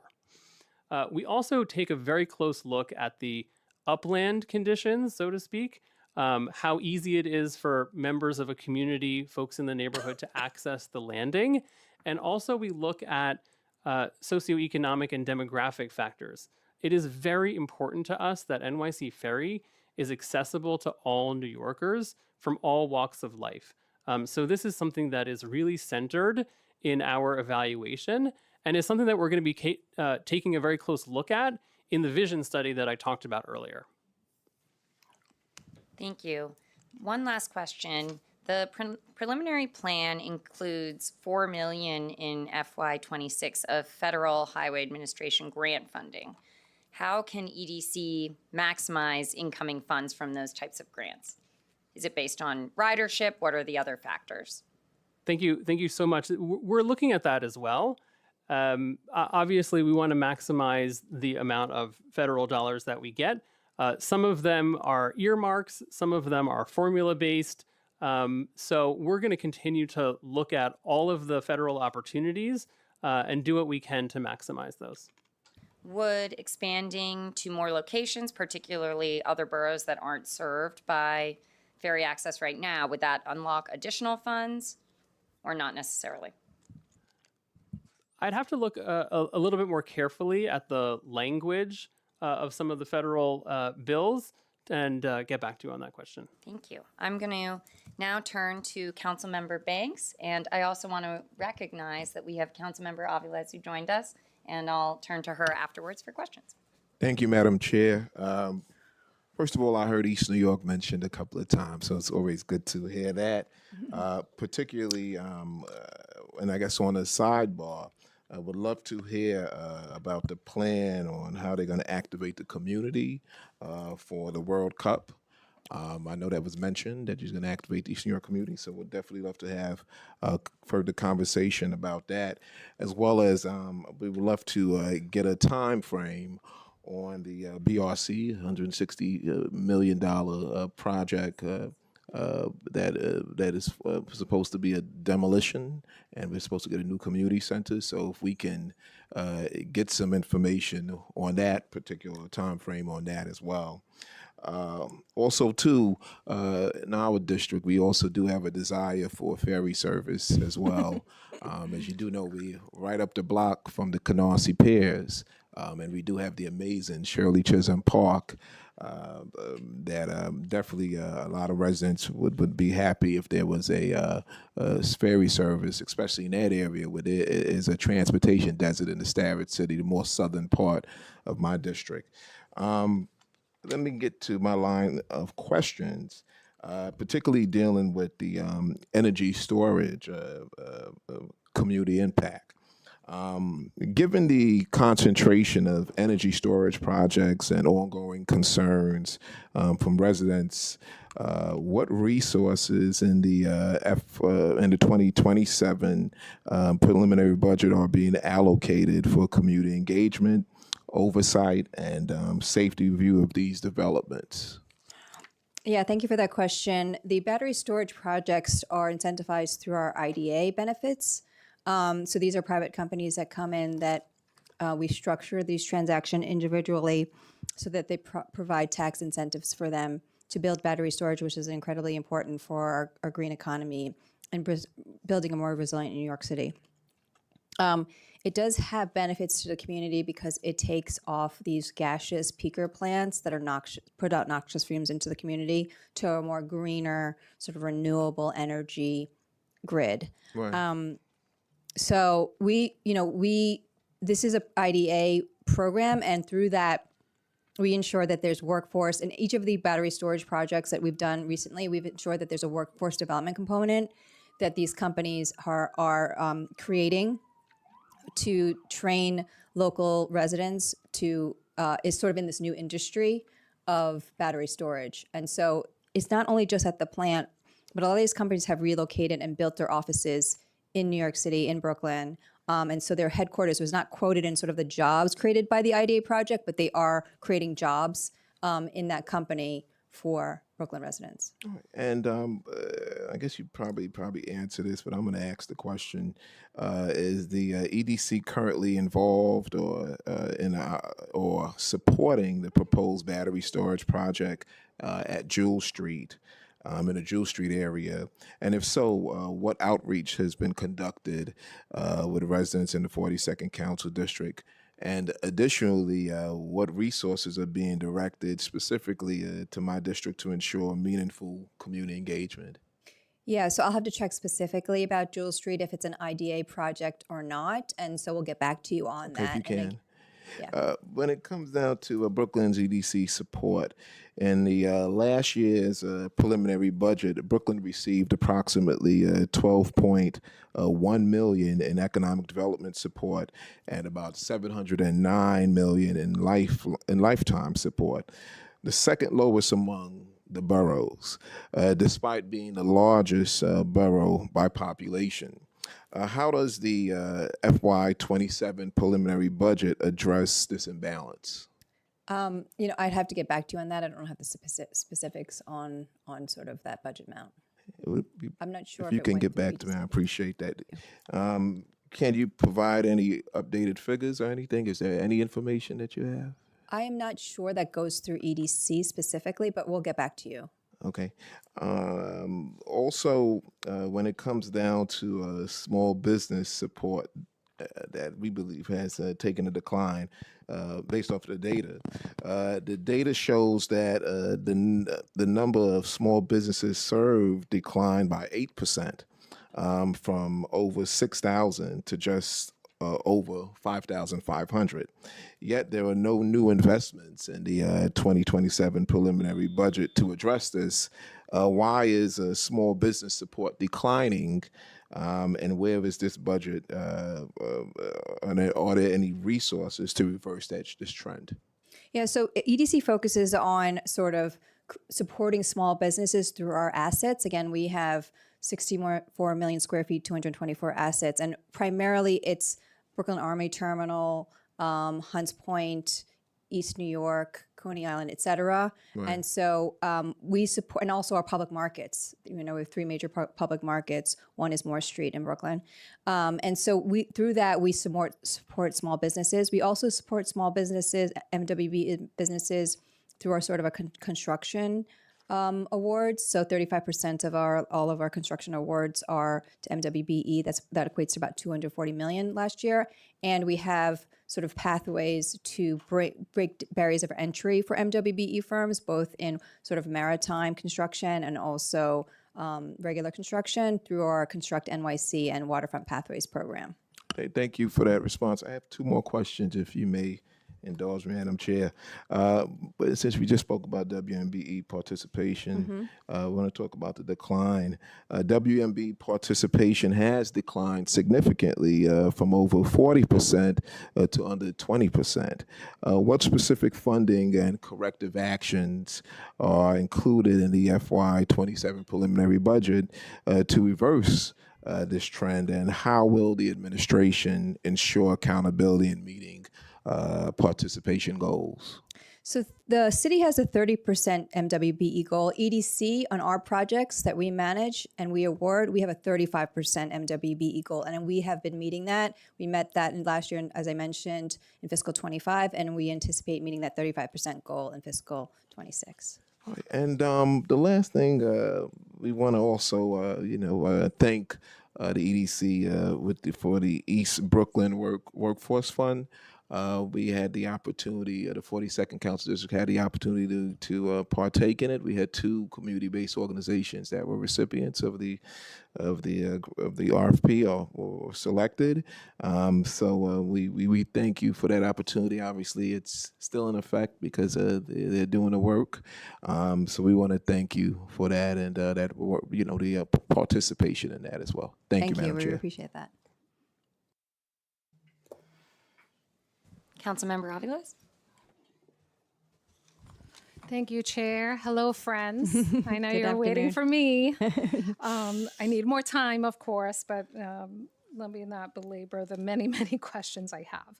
So I guess first I want to underscore the importance of Councilmember Gutierrez's comment about the change of the RFP related to industrial businesses and our profound concerns there.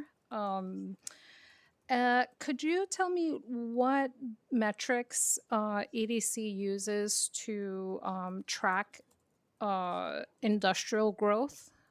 And is there a metric that you are using on a yearly basis to note whether in fact that is happening? Yeah, so we are, we run at our assets are very industrial focused. We have 1 in 3 of our tenants at our assets are industrial companies, and 1 in 12 of the industrial companies in outer boroughs are at our assets. So we invest heavily not only in sort of as tenants, but as an industry. So we are constantly looking at how to support the industrial sector, both in the new development projects as well as in our existing assets. And so we know it's a very important workforce. It's for high-paying, good jobs for blue-collar workers, and so it's really important to us to make sure that industry expands, is supported, and grows. Right.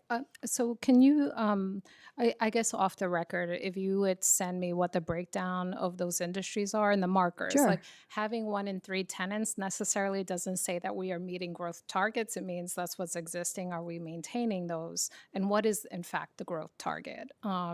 And are we pushing those targets, in the coming years? So I'd love to really learn more granularly what growth is, how growth is defined, and whether or not we are actually meeting that in the various sectors. Because I'm sure there are smaller manufacturers, larger, and what we consider industrial might be a point of, I don't know, interpretation. Yes, thank you. We'll reach out to you. Yeah. So in terms of, can EDC provide its gross and net revenues for the last fiscal years, like for fiscal 25 or fiscal 24, 25, and 26?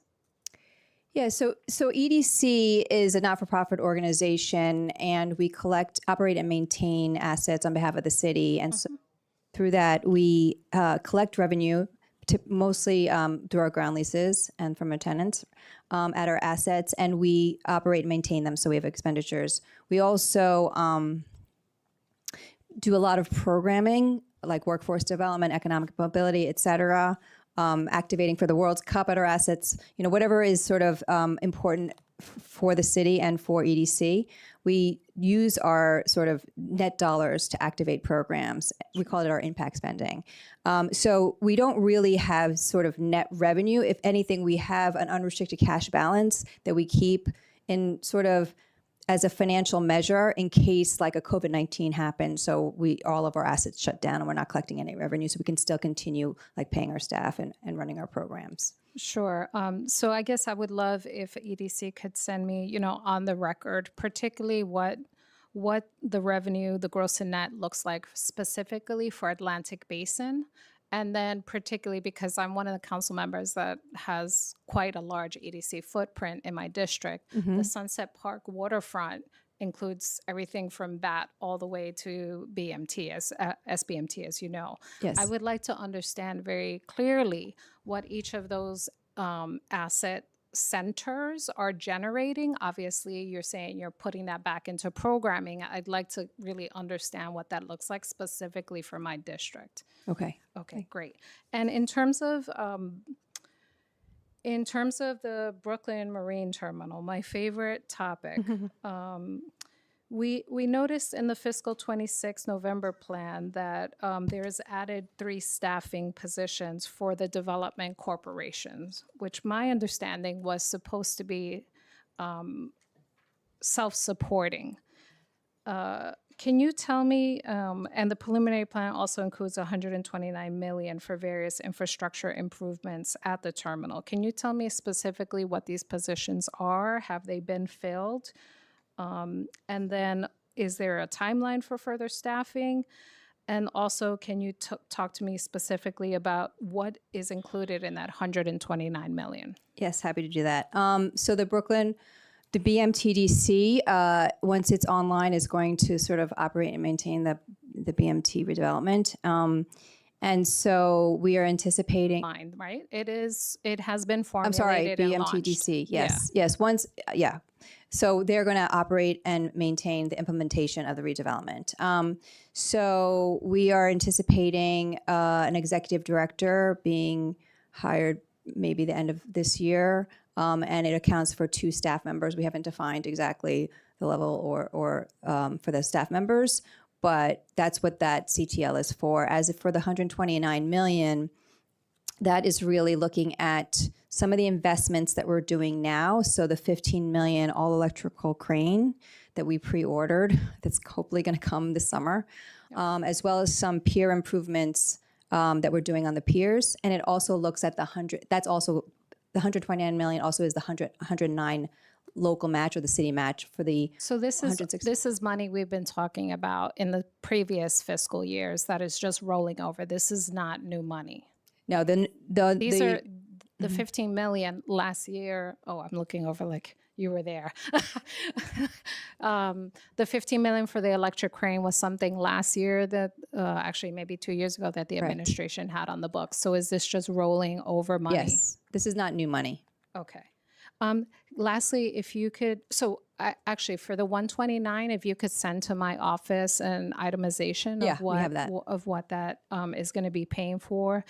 And then I'd like to know, as it relates to the Brooklyn Marine Terminal, I know there was a $10 million pot of consultants that were being paid for a process. I asked EDC at a hearing many months ago to provide an itemization of those payments and who they went to and how much they were for. I have never received any of those documents, so I'm just asking for a re-upping of that. I have so many more questions, but this is your, I'll just say lastly, before I hand it back to the chair, is incredibly gracious with all her council members who can't get enough of questions in. Obviously, I have ongoing concerns about Brooklyn Marine Terminal. I'm deeply concerned that this administration has decided to just continue and not really look deeply at alternative options and real plan options on all the points that community members have put out very clearly and have articulated that. So I will continue to be a little bit of a thorn in the side around this issue because it is the biggest land use transaction in New York City and has gotten very, very little support in the way that our community feels very overlooked. And in terms of investment, I know EDC has a number of workforce. We pump in a ton of workforce. What we have yet to see is a materialization of jobs, actual jobs from the property. So again, I know you've heard me say this a million times. I would like to see what jobs are resulting from any of this investment in the communities that directly abut all of these properties. I have yet to see any articulation that these investments are having any positive impact on our community other than seeing extraction for big corporations. I'll continue to chase that number across projects because it is important to my community that watches the city pump in hundreds of millions of dollars and see no direct benefit. So thank you. Thank you. All right. I want to turn back to the budget and the $70 million allocation for EDC to develop citywide grocery stores. This is one of the commitments that were made during the mayor's campaign. Implementation of these citywide grocery stores is part of the affordability agenda. And I gather there's an intention to develop 5 stores in total, 1 in each borough. Is there any information you can share about this plan? Yeah, so we're really excited to create more food affordability for New Yorkers. Since pre-COVID, food prices have gone up more than 30% for all of New Yorkers, and so we're really looking to ensure that New York City is more affordable, and food affordability is part of that. So we're working with the mayor and Deputy Mayor Sue in developing a plan. The $70 million allocation that was in the preliminary budget is for capital only. It's not for expense. So it will be used primarily for the build out and fit out of those 5 grocery stores. And besides having that borough level target, do you have any other criteria in place, such as income levels or food insecurity rates or retail gaps that are being used to determine the locations? Yeah, the main objective for these 5 grocery stores is food affordability in sort of clean, nice grocery stores, a good experience for the customer, and good paying jobs for the workers at the grocery stores. Any other criteria in place? to We're decide? working in developing that as we move forward with the plan. And what will the total number of grocery stores be constructed? The 70 million includes 5 grocery stores, 1 in each borough. And do we have a timeline or when we expect those to be complete? Yeah, we're actively working on a development plan. I think you'll see some announcements made in the near future, and we're really excited about bringing it online. Great. And is the administration, and I know you're speaking on behalf of the administration, envisioning a plan to expand grocery stores in future years, additional funds for more locations? We're focused on these first 5 stores, and so that is what we're working on right now. And EDC operates existing retail markets. We operate directly managed 3 public markets: La Marqueta in East Harlem, Morris Street in Brooklyn, and Essex Street in Lower East Side. What is the annual operating cost and the net revenue or loss for those existing retail markets? Yeah, so the public markets are really important for the city. It brings, again, like I mentioned, it supports 100 small businesses, 300 or so workers in those businesses. And it also provides fresh, culturally relevant food for those neighborhoods. So we think it's a really important sort of public good for New York City.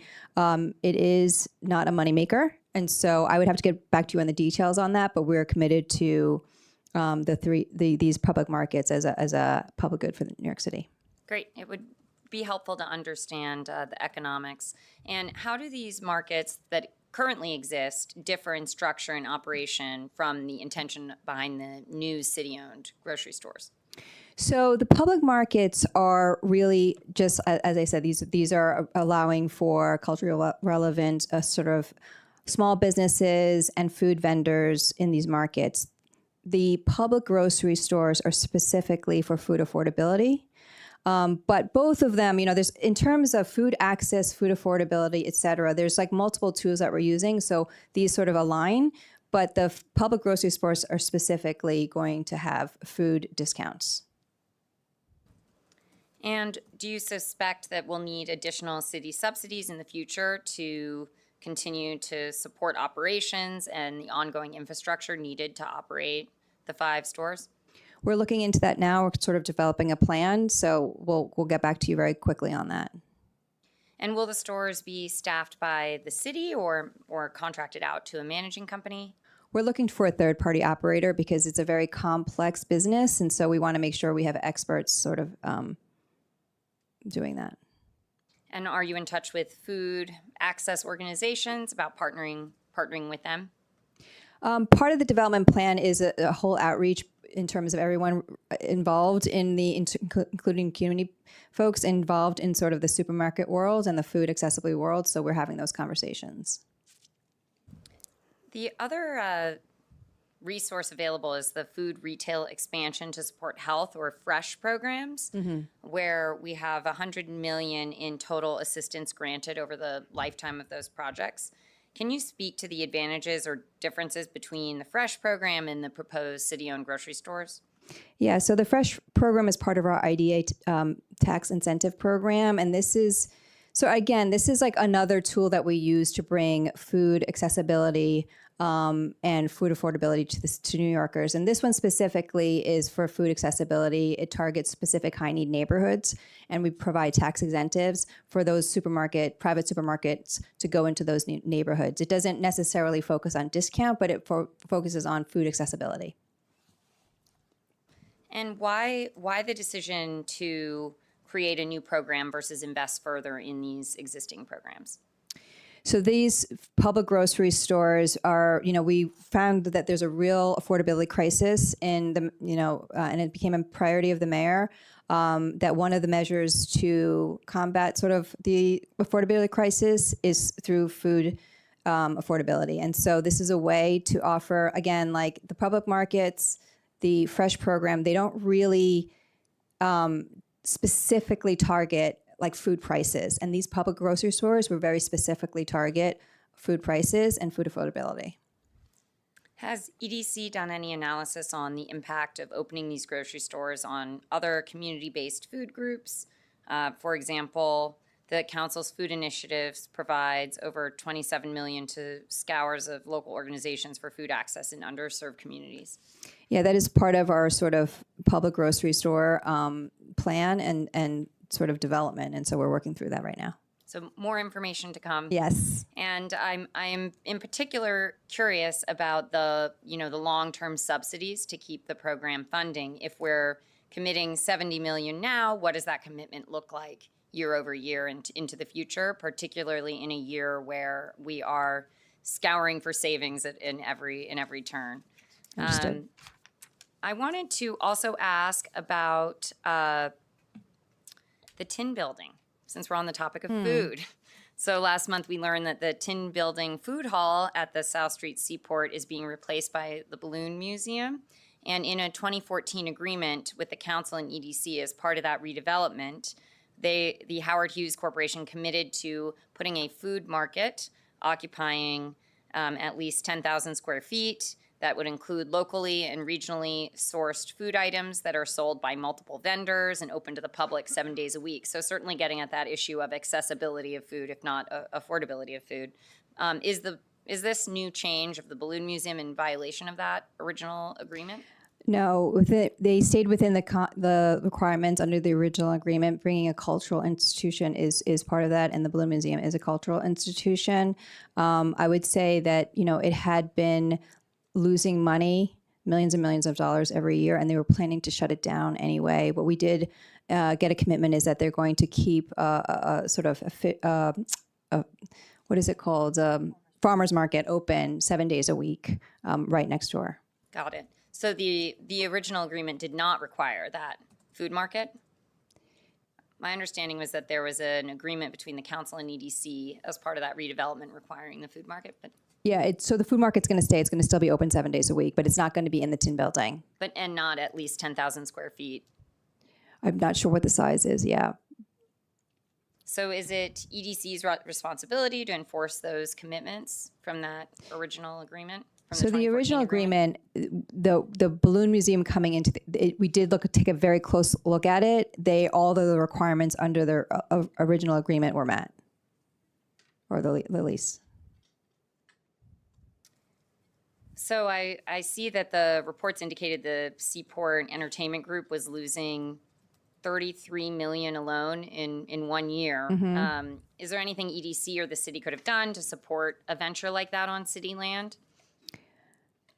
I mean, $30 million a year is a steep number, and so we worked with them to try to help promote the Tin Building more. But it really is the risk is really on the private entity, and that's how we structure the deal within the confines of sort of the use restrictions of that site. And in the case of these new city-owned grocery stores, is that responsibility then placed on the city to ensure that we're having an economically stable business? We're still working out the development, but those city-owned grocery stores will be restricted to be used for sort of food purposes.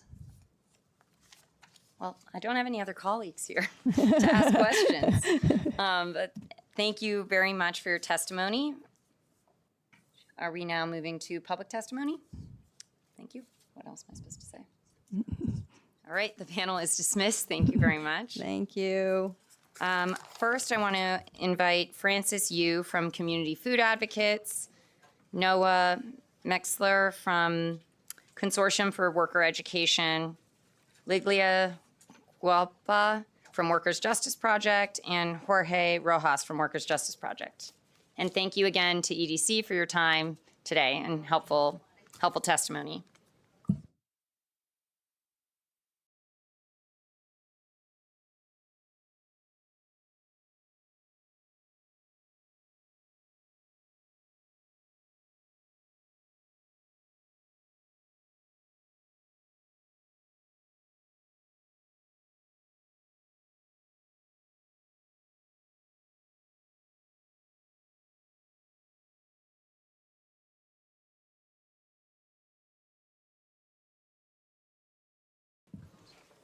All right, you may begin, starting with Francis.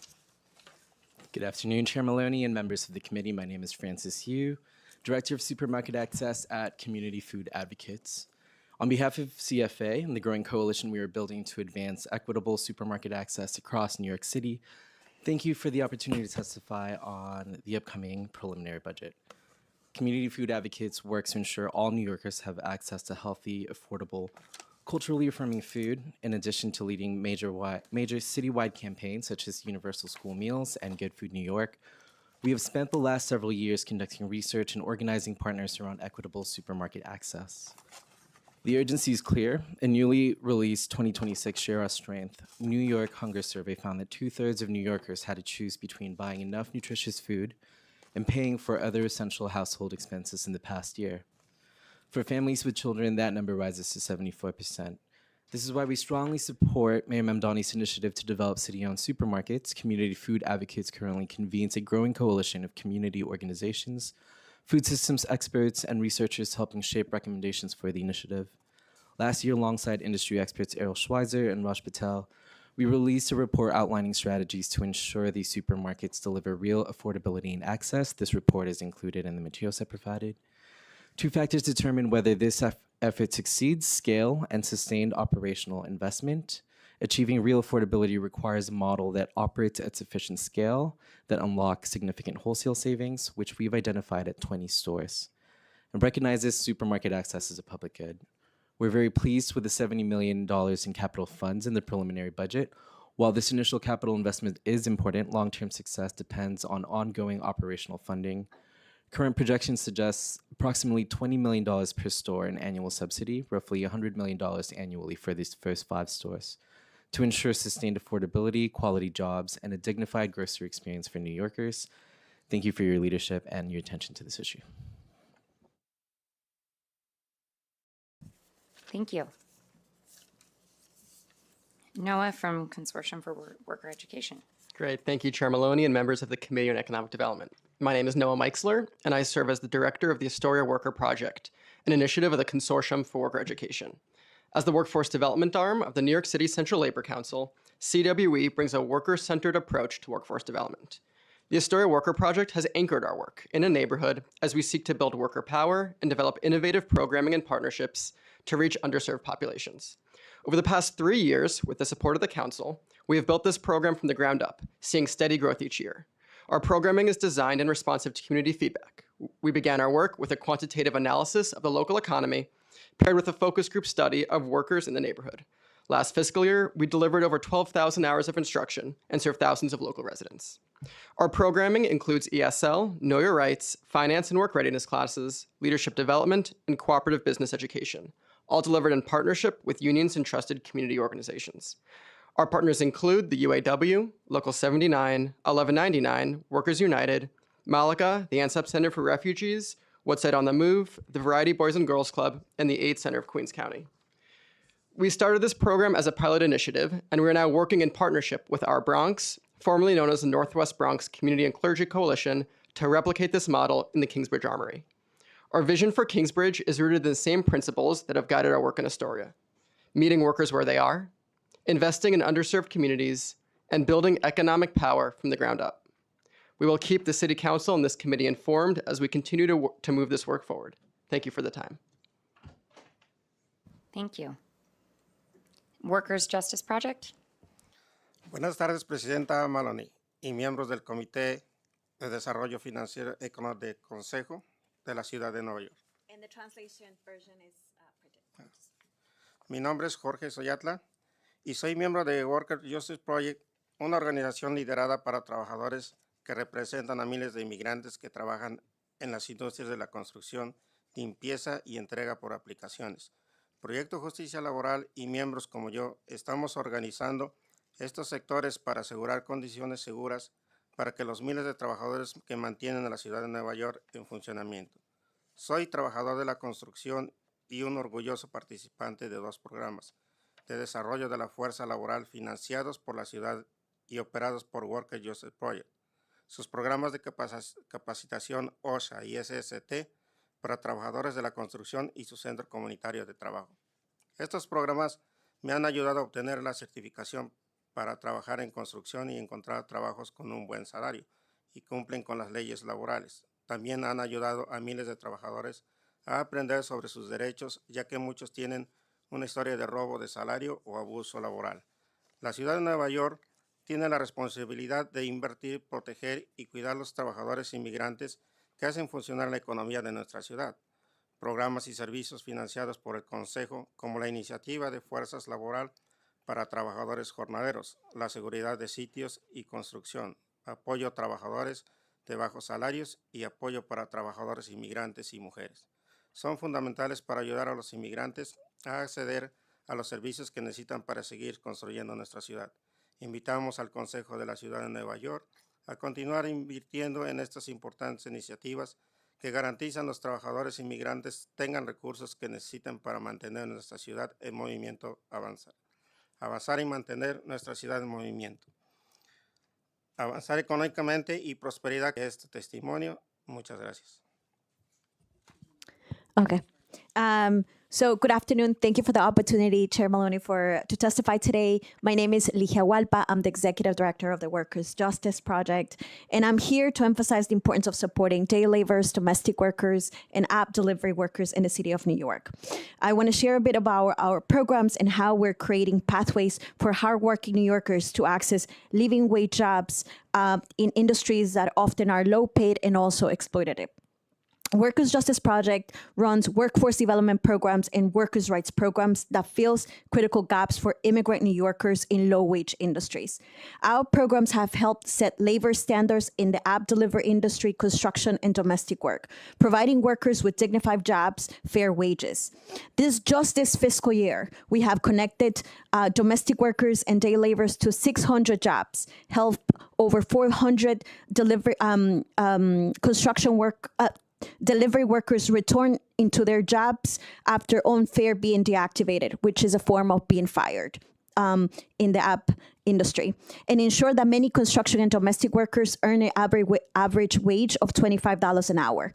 Through our workers' rights program, we have recovered $20 million in stolen wages for delivery workers, and also $123,000 for day laborers and domestic workers. We have trained 400 workers in 40 hours of construction site safety. We're proud to be able to do this work with the support of the New York City Council. And I'm here today asking for the support again to make sure that our key initiatives that sustains these programs are fully funded.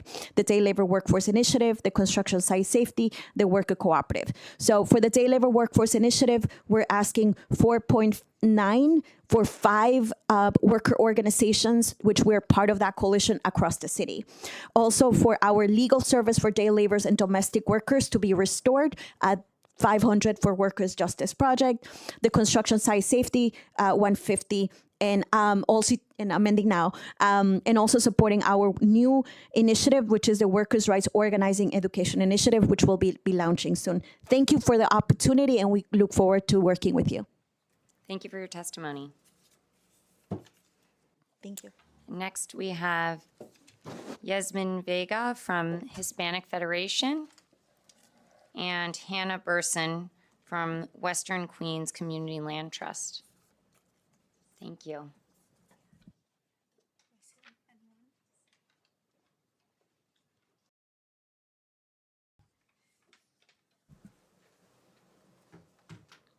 Whenever you're ready.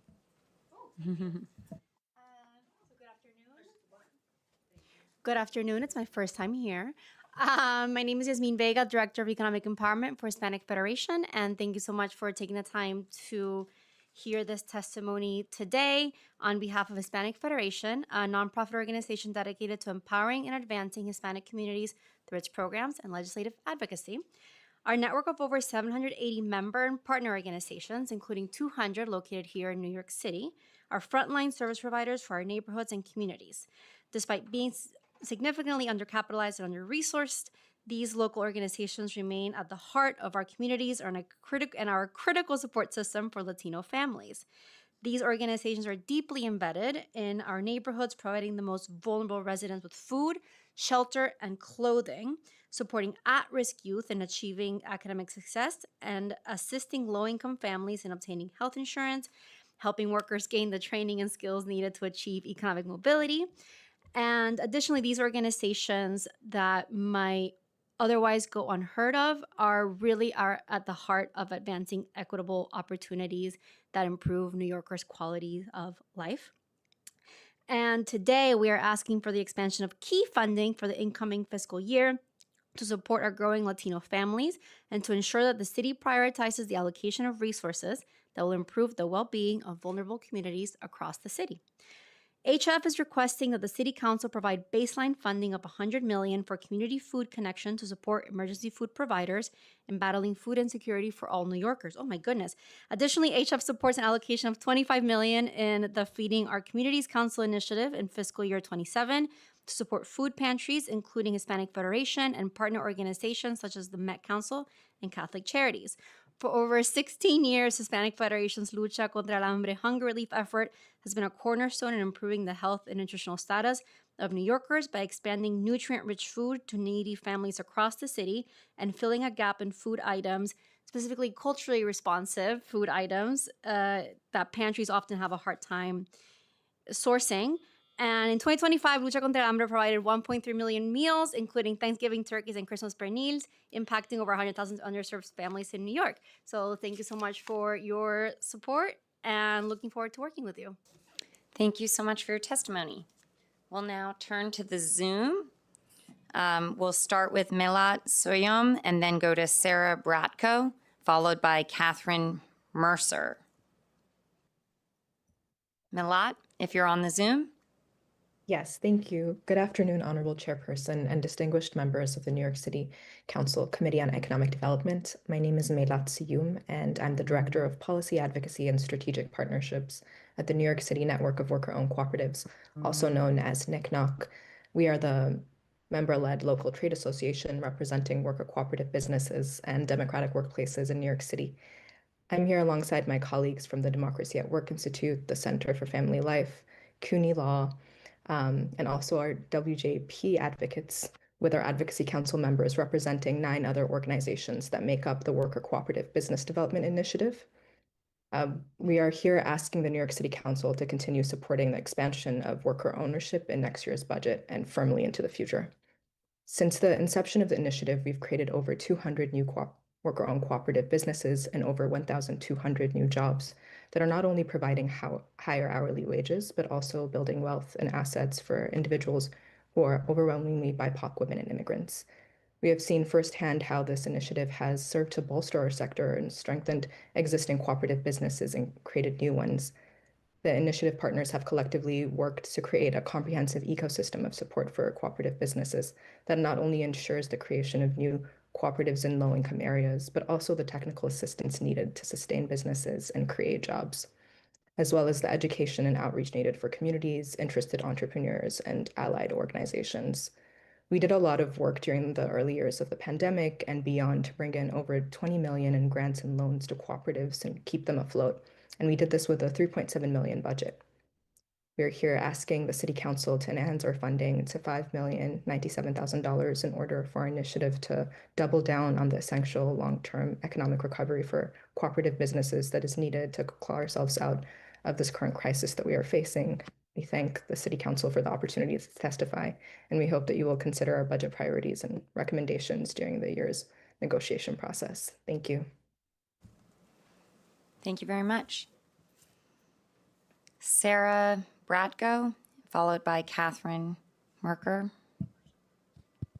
Thank you. My name is Sarah Bracco, here on behalf of the American Hotel and Lodging Association. The economic strength of New York City is inseparable from the vitality of its hotel industry. Each hotel room night drives roughly $1,100 in total visitor spending, totaling $38 billion annually across all 5 boroughs. That money is going directly back into the community through restaurants, attractions, retail, and other small businesses. It's also going directly back to the city budget. In total, the industry is projected to generate an estimated $4.9 billion in tax revenue in 2026 alone for the federal, state, and New York City. Hotels support nearly 264,000 jobs in New York City, and these are careers that provide strong wages, benefits, and advancement opportunities for New Yorkers. Since 2020, average hotel wages have grown more than 15% faster than wages in the broader economy. As we said in our February 27th testimony, the industry is also facing significant cost pressures. Over the last 5 years, operating costs have risen roughly 4 times faster than revenue growth, with local policy decisions making New York City one of the most expensive operating markets in the world.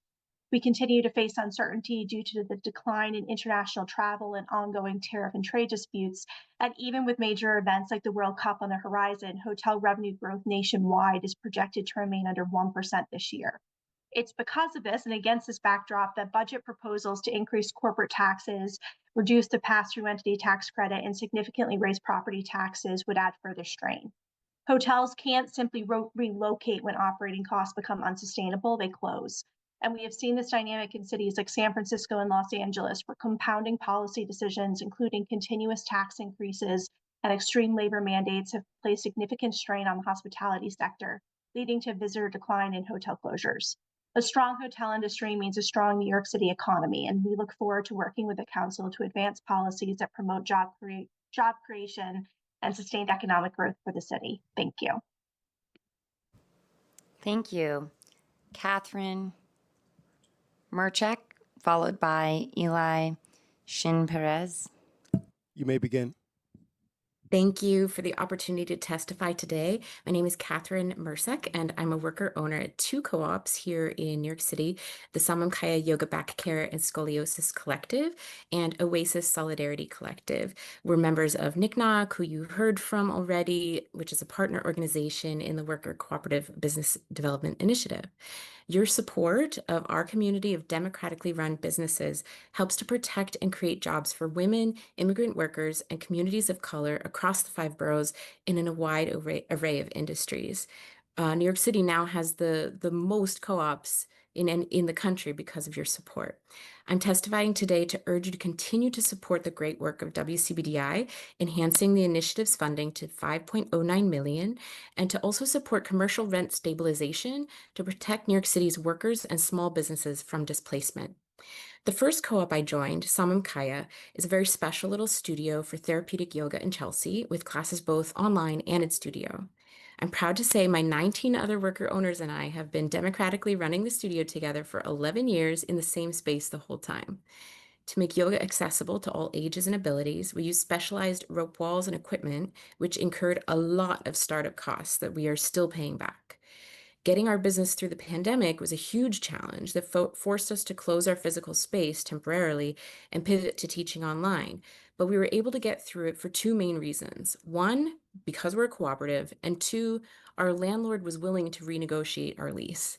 As a co-op, we banded together to decide as a team how we would pivot, divide the labor, and work together to keep the studio afloat while making sure our teachers who most needed to work could keep teaching online and make ends meet.